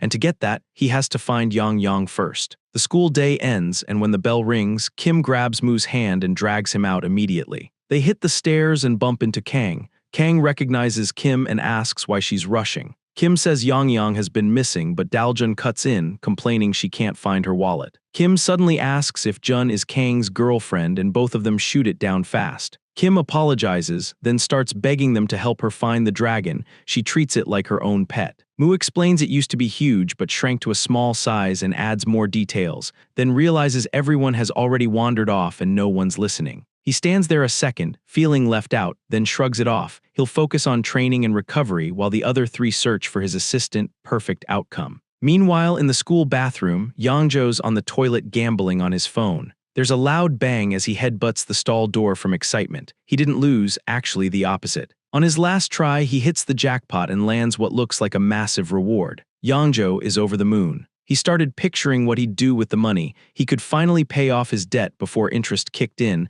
and decided to cash out right away before he did something dumb. But when he finally hit the claim button, something was off. He tried again and total scam. He couldn't pay out. 6 days later, we're back with Moo. Instead of helping search for Yang Yang, he stands in the middle of the hallway, staring at Ronnie Coleman with that signature creepy grin, itching for a fight. Meanwhile, President Kim and Daljun have been running a full-on search all week. Even Kang helped where he could, but there's no trace. Kim and Daljun finally sit down to rest. Kim apologizes for dragging Daljun into this, especially because she is a senior, but she just smiles and says it's fine since she doesn't study anyways. Even so, Kim's fed up with Moo for not helping at all when it's his dragon in the first place. Kim offers to grab her a drink and tells her to relax. As soon as Kim walks off, a suspicious man steps up behind Daljun with her ID card in hand. A few minutes later, Kim comes back with a bag of drinks and other stuff, and she finds Daljun's seat is empty. A few days earlier, we saw Moo acting weird in front of the big teacher, but he wasn't trying to provoke him or pick a fight. Honestly, he was just impressed by the guy's build. He even touched the teacher's chest and said he must have been working that area a lot recently. The teacher almost pointed out how informal Moo was talking, but since Moo praised the effort he'd put into those muscles, he let it slide. Then Moo casually announced he was joining the teacher's training session, like he didn't need permission. Cut to the guy running the pawn shop. He is holding Daljun's ID card. Daljun showed up and yells at him to hand it back. He glares and says they have it because she left it as collateral when she borrowed money. Daljun is shocked and insists she'd never been there or borrowed anything. The secret boss with his ugly purple hoodie steps in, slams the desk, and demands to know why she was pretending not to remember when it was time to pay up. Realizing arguing wouldn't help, Daljun asks how much she needs to pay to get her ID back. The clerk said it was 550,000 won total, with 50,000 won of that as interest. Daljun tries to act cool and says she could pay soon. It isn't even that much. Then the enforcer drops her ID into a drawer and tells her she has 1 week before they will come looking for her.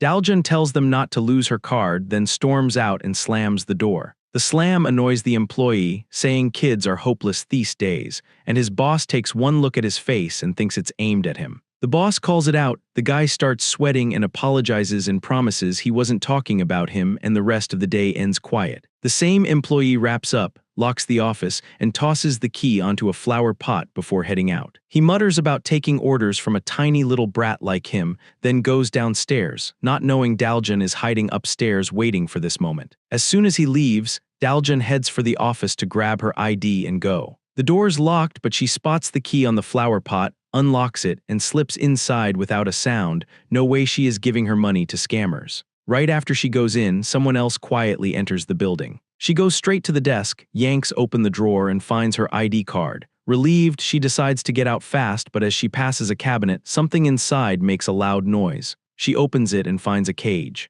At first it's too dark to see, then a pair of glowing eyes and a face come into view. It's Yang Yang. He immediately starts yelling to be let out, not even checking who opened the door. Daljun has never seen the dragon before and it freaks her out. She steps back and bumps into someone. She turns around, turns out Yangjo is right behind her. She doesn't recognize him, and he looks just as surprised, then sees she's about to scream, so he covers her mouth and whispers to stay quiet so no one notices him. He then realizes she's the girl whose ID he used to borrow money the other day. He tells her he's here for his own ID too and suggests they both grab what they came for, keep it quiet, and get out fast. Daljun nods, feeling calmer now, and scoops up Yang before leaving. She remembers his face on the missing poster Kim drew. They look exactly the same. Walking out, she thinks these people are awful for even locking up someone's pet, and without her knowing, a security camera catches everything. The next morning on her way to school, Daljun spots Kim and runs over, calling her name. Kim is stunned to see her safe after she went missing the day before and starts to say how worried she was, but Daljun just smiles, skips the explanation, and unzips her backpack and Yang's hands pop out. Then he crawls out, gasping for air. Kim rushes over and hugs him tight, saying how much she missed him. While she's squeezing him, Yang catches a familiar scent and bolts toward it. Mu is walking by when Yang grabs his arm, not realizing Mu's arm is already in bad shape, so he immediately knocks Yang to the ground. Realizing who it is, Mu doesn't apologize. He just tells him to be careful and says his whole body hurts from training. Kim runs over, screaming at Mu out for treating Yang like that. At the pawn shop, the staff notice 2 ID cards and Yang are missing. They check the cameras and see Daljun sneaking in and out, then Yangjo following, grabbing his own ID and leaving. The guy in a black suit asks the boss what to do, which sets him off. He almost hits the guy for being careless with the keys, then stops himself and cools down. Still, the fact that 2 high schoolers broke into his office and challenged him enrages him. At school, it's gym class and some kids start a soccer game. One excited kid winds up for a shot, not realizing Mu is right in front of him. Mu doesn't flinch and lets the ball smash him in the face. He takes it and ends up with a bloody nose. The ball drops and Mu charges the bald kid who kicked it. Before he can react, Mu reaches him and punches him in the stomach. The kid goes down and Mu stands over him, and the other students rush in. Before that kid gets neutered too, the students rush in and the teacher on the other side finally notices something's wrong. Mu is actually having a blast. He wonders if this is what physical education is like and calls it fun. Kim and Yang find a quiet spot. She hands him her old phone and says he can text or call her if he needs anything. Since neither Mu nor Yang have a phone, she figures he should keep it so they can reach each other. Yang stares at the phone. He clearly doesn't get it. She's about to start from the basics when he locks onto something behind them, Lee's old bully, still glued to that stupid gambling game, as usual, losing his money. Yang recognizes him as the guy who kidnapped him and kept him locked up. He drops the phone and sprints over. The bully looks up, but before he can say anything, Yang jumps on him and bites his head hard. The guy panics and pulls Yang off, tossing him to the ground before taking off at full speed. Mu is walking with the Hulk teacher, who's trying to explain he can't just hit anyone who touches him, or he won't be allowed in training. Right then, the bully slams into Mu, loses his balance, and eats the floor. Mu looks down at him, grins, way too delighted, and says, "Hey, it's gym time." He jumps on the guy and starts beating him until the teacher steps in and physically drags Mu off. And just like that, Mu's exciting day ends. On the way back to his place, Kim walks with Mu. He's still daydreaming about having gym class like that every day, but Kim tells him real P isn't like that. She switches topics and asks if Mu isn't training today and if she can hang out with Yang for the rest of the day. She even invites Mu over, saying she'll show both of them how to actually use a phone. Daljun and her classmate are chatting and laughing. Kang is on the same route, rubbing his sore neck like he must have slept funny. Not far back, Daljun's brother Heejun is on the phone with his class president. Someone suddenly steps into Daljun's path and calls her out as wallet owner. Yangjo, looking beat up, asks for her student ID and says what they did was caught on security cameras, and he needs to return her ID to whoever's looking for it. Daljun is stunned. She barely recognizes him, and none of it makes sense to her. Yangjo gets mad and starts yelling for the ID right now. He goes for her backpack to find it himself. The commotion finally catches Kang and Heejun's attention, and the second they see the big guy hassling Daljun, they charge straight at him. They rush past Mu, who still hasn't noticed what's going on. Meanwhile, Yangjo tries to snatch Daljun's ID card, and before he can do so, Kang and Heejun leap in and swing at him together. But their punches don't land because Mu steps in out of nowhere and blocks both. He isn't helping Yangjo, he wanted a one-on-one. Kang and Heejun freeze, stunned that Mu had just saved Yangjo. Yangjo is thrown off too, then looks closer and remembers Mu from their last run-in, which hadn't gone well for him. Yangjo then grabs Daljun and bolts. Mu just watches like a total clueless goof and Daljun yells for help. Heejun and Kang react fast and take off after Yangzhou. Mu sees them chasing, he figures they are after the same fight, so he runs too, shouting to fight him first. Yangzhou ducks into an alley to shake them, they all follow and he ends up boxed in. Kang recognized the place, the same alley where he and Mu first showed up when Daljun was being held captive. Yangzhou drops Daljun off his shoulder and she hissed the ground. He tossed his backpack, squares up, and dares all three to come at once. He figures they must be the three bully hunters who ran from the fight earlier. Mu steps forward and says he'd fight Yangzhou alone. Heejun shoots Mu a look and starts yelling. He'd only met this guy a few times and didn't even know his name, but one thing was obvious to him. Mu was just messing around. Heejun, looking fed up, asks why Mu blocked their attacks earlier and asks if he will take responsibility if Daljun gets hurt. Mu can tell he's mad, but instead of apologizing he says, "I'll fight you after I'm done with him." Right then, a hand lands on Mu's shoulder. He squeezes hard, pain shoots through Mu and Mu turns and yanks free, then Yangzhou grabs him again with a different plan.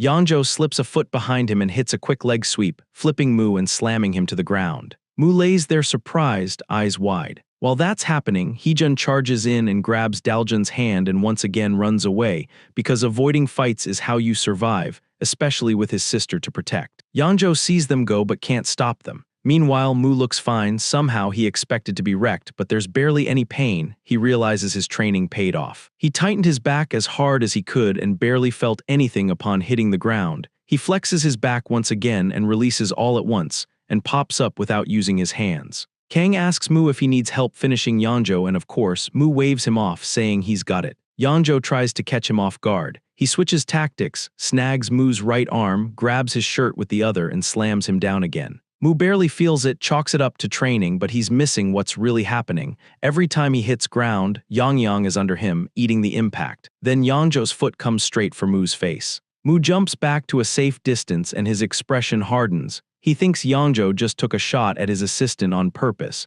and for once he actually cares about Yang. He charges in, unloads a flurry of punches, not giving Yangzhou a second to breathe. Yangzhou can only cover up while the hits keep coming. Mu keeps swinging and Yangzhou wonders how someone that light hits that hard. Realizing he's about to lose control with Mu rushing in, Yangzhou plays his last card. He rushes in to body slam him with his full weight while asking who the hell Yang is. Mu's grin vanishes as he reads it. Yangzhou's is like a boulder flying at him. Mu plants his feet and meets Yangzhou head-on, ready for the hit. But the size and weight gap is brutal. Yangzhou shoves him back and tosses him aside. Yet Mu lands near Kang without a scratch. Kang, who's been calmly watching, asks again if Mu needs any help. Mu declines, hands Yang to him and puts on a brave face but has no idea how to handle a guy that big. He gets an idea, he should be aiming for weak spots. There is no rock his fists can't break. So he dashes to Yangzhou's blind side and cracks 2 quick shots into his weak spots. Yangzhou spins around, but Mu's already hopped to the other side,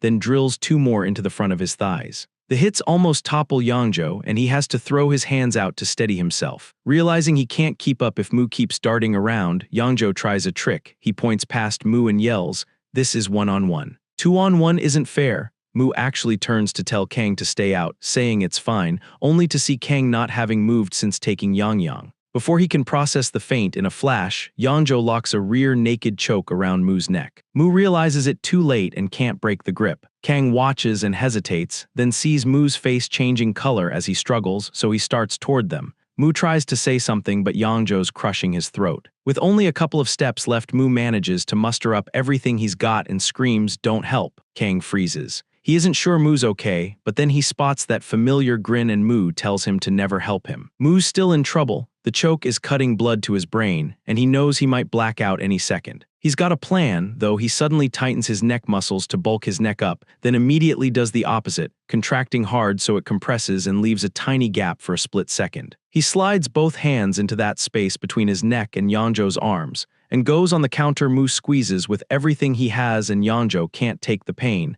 and Mu slips free. Yangzhou only gets angrier, which makes him easier to read, especially since he's already in rough shape. Watching him, Mu could tell Yangzhou was at his limit. He looked like he only needed one clean shot in the right spot to fall apart, and Mu clenched his fist, ready to finish him. A few days earlier, Mu had been training with the Hulk teacher. He told him form was everything and showed off heavy squats, got under the bar, lifted it, and went up and down, telling Mu how great it felt on the legs. Mu watched the teacher's leg muscles and studied his movements. After racking the bar and taking a short breather, the teacher saw Mu walk up to try it. He was shocked and asked if Mu was serious, especially with all that weight on. But Mu lifted the bar off the rack and took a step, and while his face stayed calm, his legs wobbled and even bowed out. Realizing Mu really meant to squat that load, the teacher tried to talk him out of it. Mu didn't listen. He wasn't being reckless, he just had a different approach. Mu was a master of muscles, though master doesn't even begin to describe it. Mu could control his body in any way he liked. He mastered a technique that let him boost any muscle group whenever he needed it. He was able to distribute muscle fibers as he liked. With that, he can pull off things normal people can't, like smashing a building as big as the pyramids of Egypt with one punch. He hasn't used it in a long time, mostly because he hasn't needed to. But right now, that technique is more effective than anything else.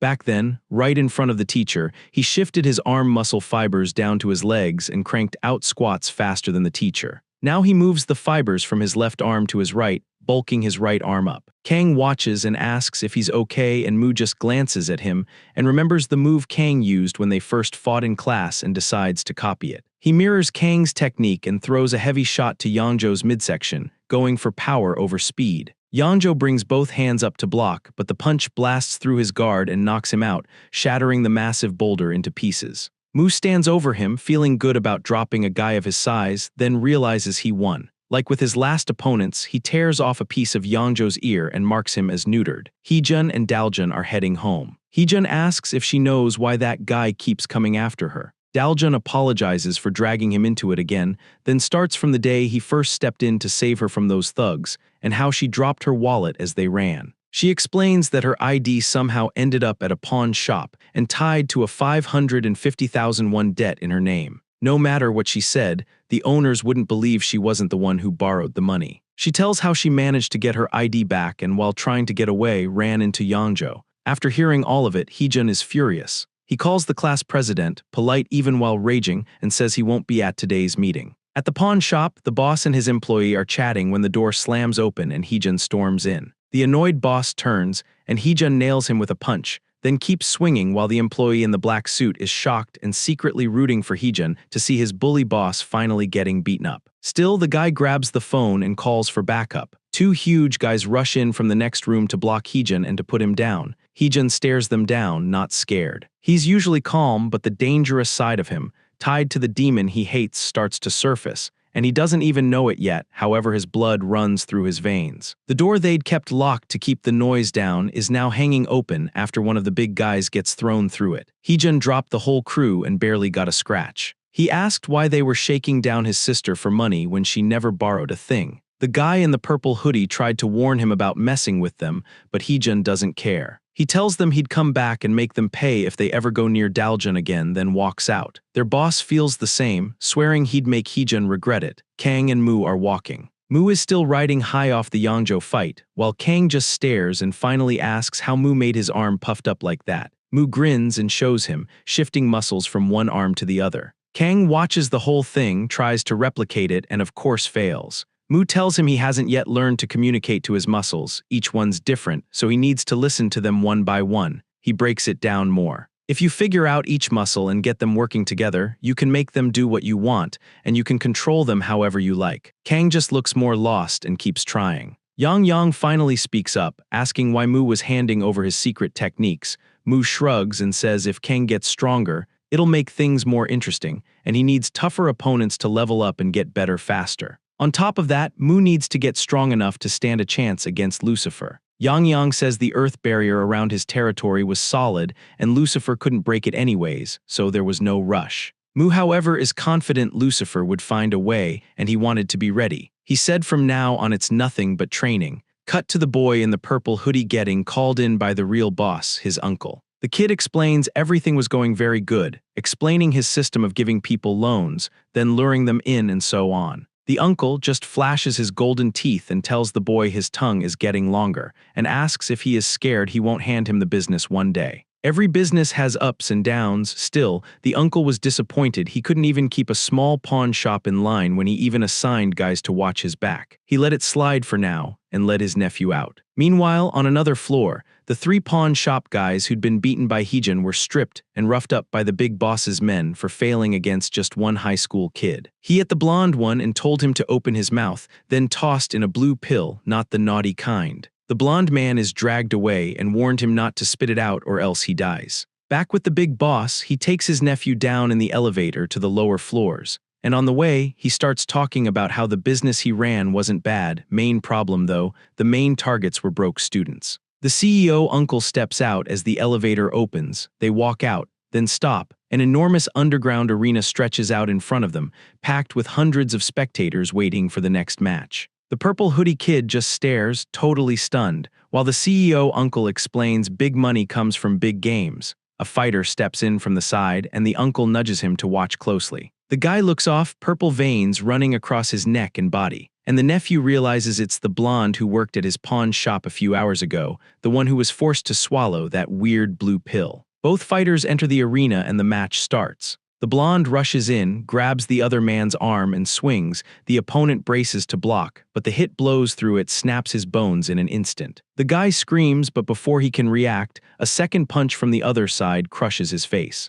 The blonde guy loves the sudden power and can't believe it is really his strength. Up in the VIP seats, the CEO and his nephew watch the one-sided beatdown. The CEO pulls out the same blue pill he gave his fighter and tells his nephew, "One of these lets me pick the winner of any match," then hands it over. The kid just stares at it, thinking about how easily he could beat Mu with that pill. At the gym, Mu is grinding through his routine and finishes with squats. He racks the bar and steps back and his whole body looks way bigger, veins standing out like he's been bodybuilding for years. "Man, I feel amazing after that set. My whole body's tingling," he tells his teacher. The teacher just stares, shocked, then says he's seen plenty of gym rats but never anyone bulk up this fast. He starts wondering if Mu's using something. Mu then says he is weak, but the teacher cuts him off and goes on about the dangers of that kind of stuff. He only stops when Mu insists, "I said I am weak." Mu is still far too weak to face Lucifer if he wants to fight him. He is nowhere near ready. Mu, looking really buff, now wanders around with Yang tagging along,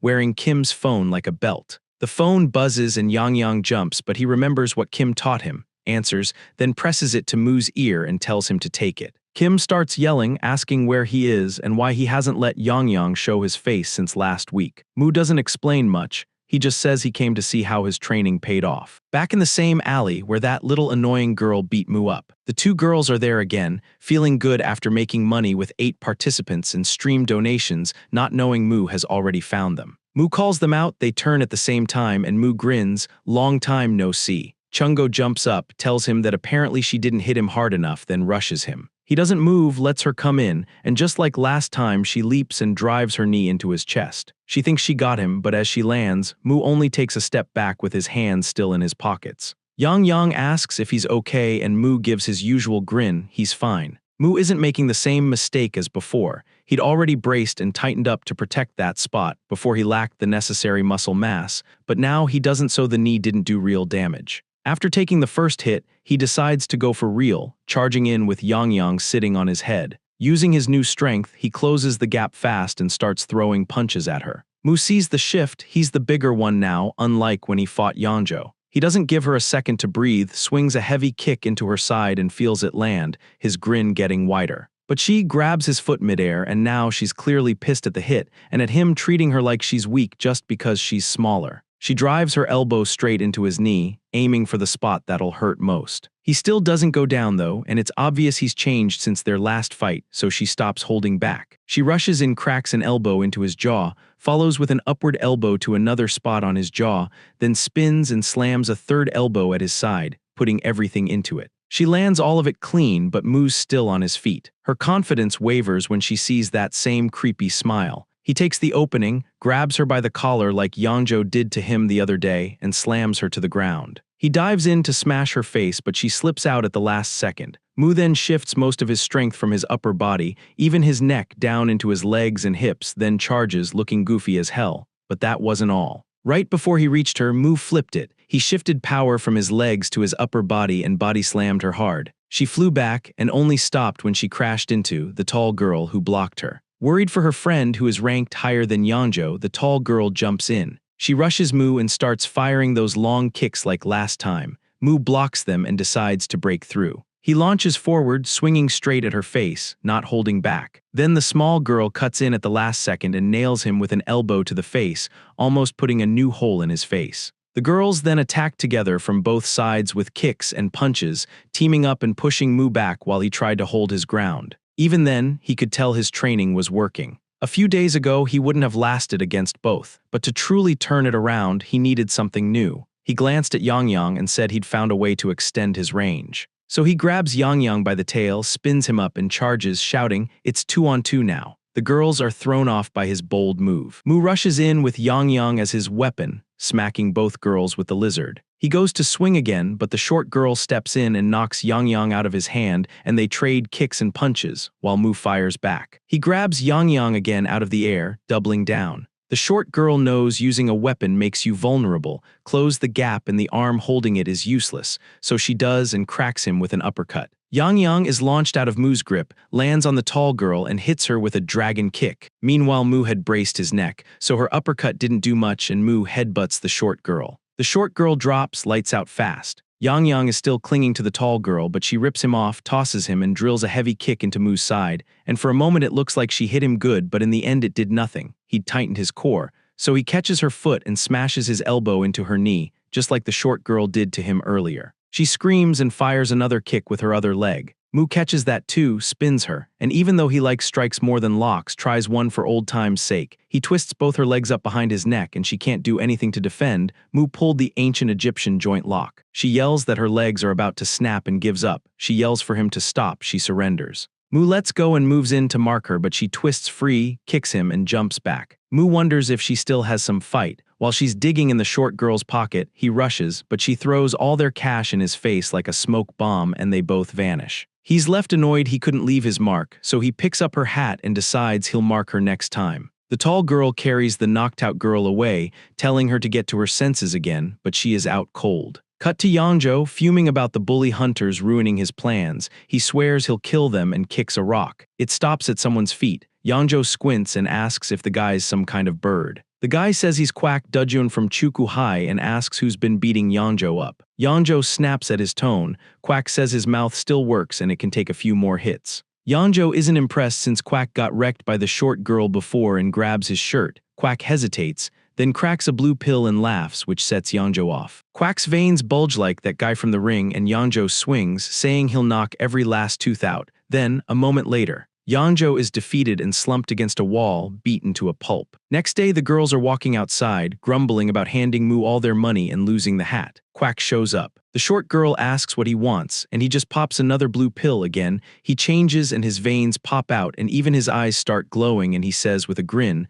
that their luck ran out. In Quack's chest, something begins to glow, filling his body with the mysterious strength, and his personality changes. He becomes more violent and says after Yangzhou, he'll beat them too, and Godery will be finished. He'll be the only top dog left. Then he charges. He goes straight for the short girl. She slips aside at the last second, but he sticks to her. The tall girl dives in with a kick to his face. The short girl adds an elbow. Both of them feel a jolt of pain like they hit solid metal, straight up steel, and Quack doesn't even flinch. He grabs the tall girl's leg and punches it, which makes her bones crack and she drops screaming. The short girl keeps swinging, but Quack barely moves. He grabs her head. She stares up and asks what he did to his body, and he slams her into the ground, knocking her out. He looks down at them and laughs. "This is your Godery level, so lame I wanna die," then walks off, pleased he finally nailed the line he'd practiced back when he was weaker than them. He reports to his boss and says the pill is insane. At this rate, he doesn't think anyone can beat him. The boss asks Quack if he's going to keep his promise.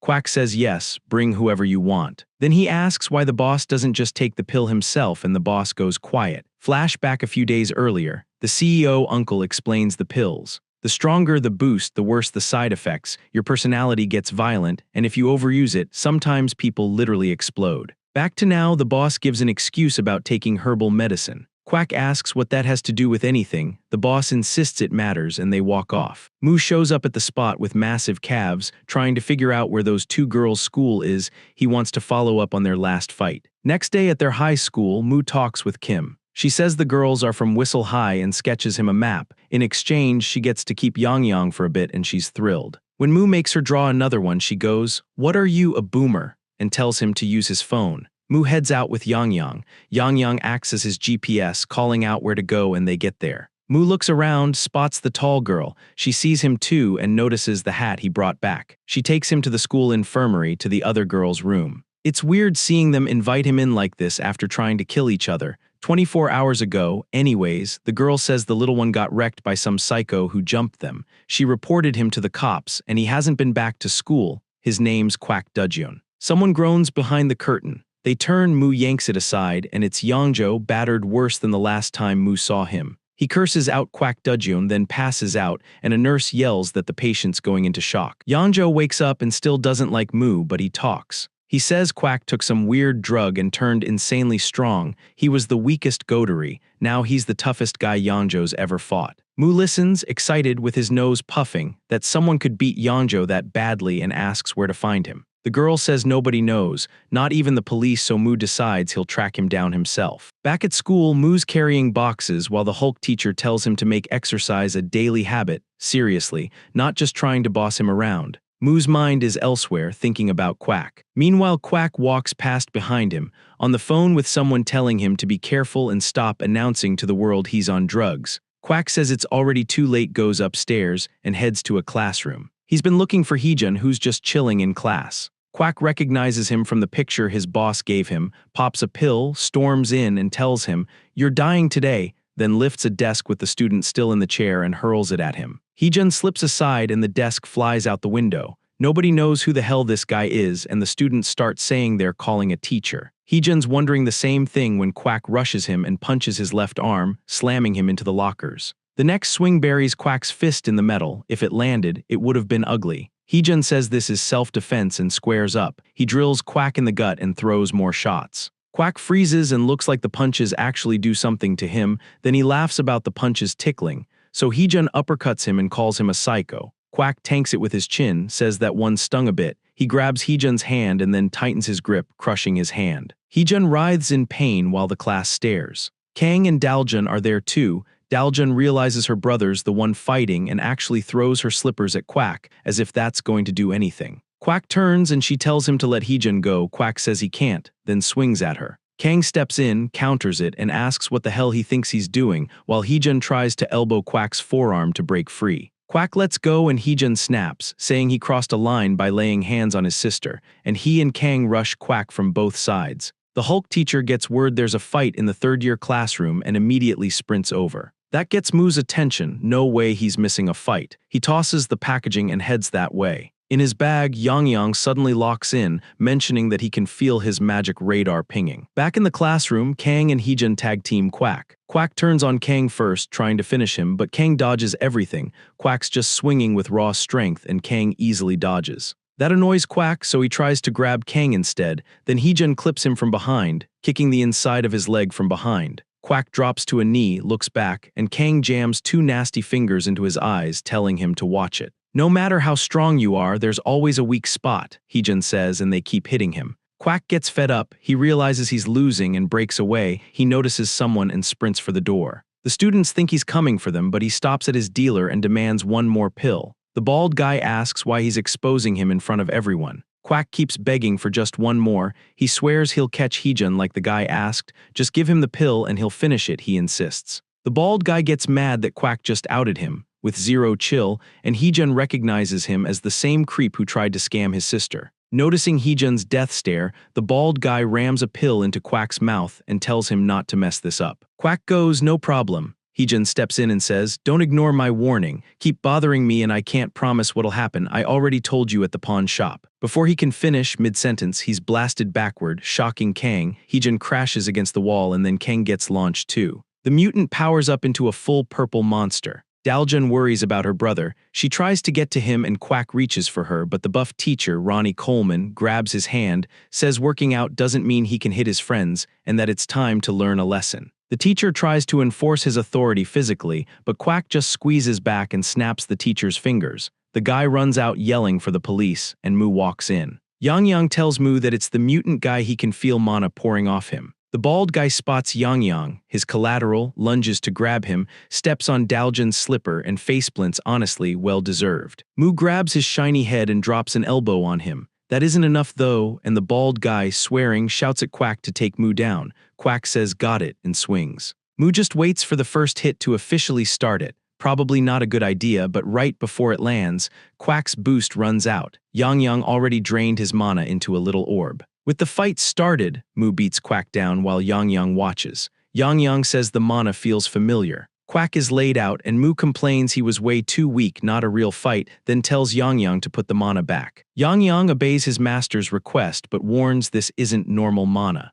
Mu asks what it is, and Yang says it's extremely pure and powerful, so rare it only exists when a god gives it directly. There's no mana on Earth otherwise. Mu figures it's been ages since his last mana, so some other god must be messing with Earth. Mu asks if it is his, and Yang blushes, it was his. The big purple Hulk gets back up and glares at them, ready to teach them a lesson or two. About 1,000 years ago in the Divine Realm, Mu fought the Cyclops god. The Cyclops, giant-sized, was annoyed at Mu for trying to pick a fight with him. He hurled his weapon and shattered the ground, but suddenly it cracked apart and Mu stood under it fine. With one punch, Mu disintegrated the Cyclops and his weapon at once, acting like One Punch Man. The Cyclops then, back to his original form, told him to stop bothering him. Mu said he would if the Cyclops entertained him, then left, unsatisfied, telling him he'll be back next time. Trying to cheer him up, Yang came up with a brilliant idea. He brought a massive stone from Earth, ground it to powder with his crushing magic, spat a strange liquid on it, mixed and compressed it further,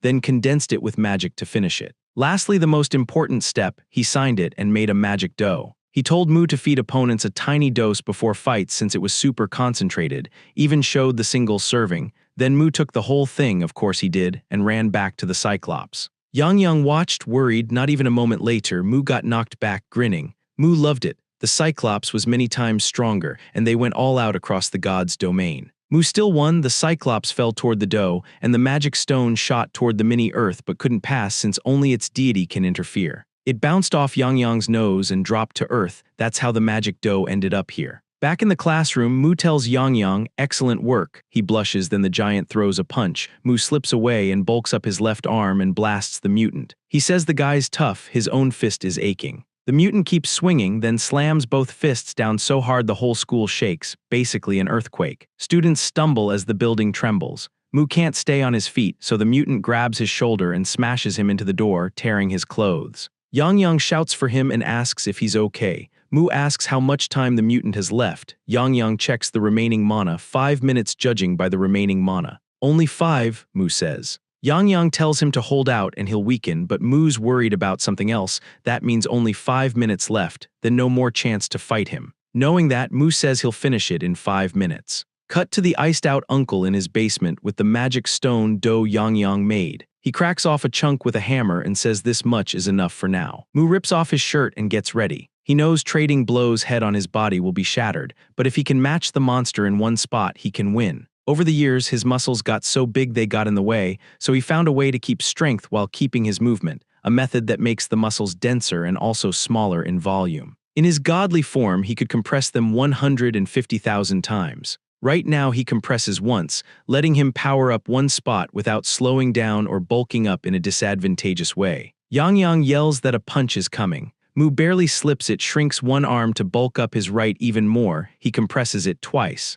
Then the monster snatches him and throws him into the wall. Mu crashes right into the wall but doesn't give up. He pushes off and compresses his right arm a third time. The monster rushes in and they trade blows. Their fists crash together and the shock is so big it even blows out the windows. The monster pulls back, hand throbbing, stunned that Mu's on par with him. They go again, hammering each other, and Mu starts to gain the upper hand. Same force on a smaller point hits harder, that's what he's doing. Mu points out the monster, saying they're on par, but Mu disagrees, he's the one winning. With the 5-minute window nearing its end, Mu drives a shot into the monster's core and blasts him through the wall, and the thing smashes into the ground outside. Out front, the police and the bodybuilder teacher who called them watch it land at their feet. The monster shrinks back, and people yell for an ambulance. Inside, Mu looks at the hole he made, then at the bald guy trying again to grab Yang. The bald guy can't believe Mu beat that thing, yanks Yang and says that was the weakest guy. He'll bring a stronger one to take Mu's head. Yang drops down like he's fine and says if he had mana, that clown would be done. He turns to Mu, who falls to his knees looking tired, but in reality,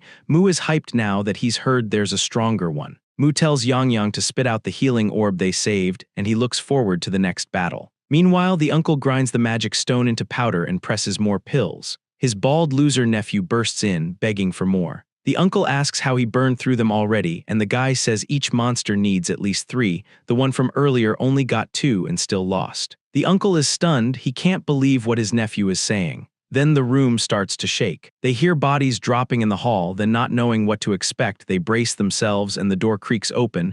Mu is standing there looking for his next opponent. The uncle asks how he got in with troops posted outside. Mu says he took them out and asks where he is, the stronger one.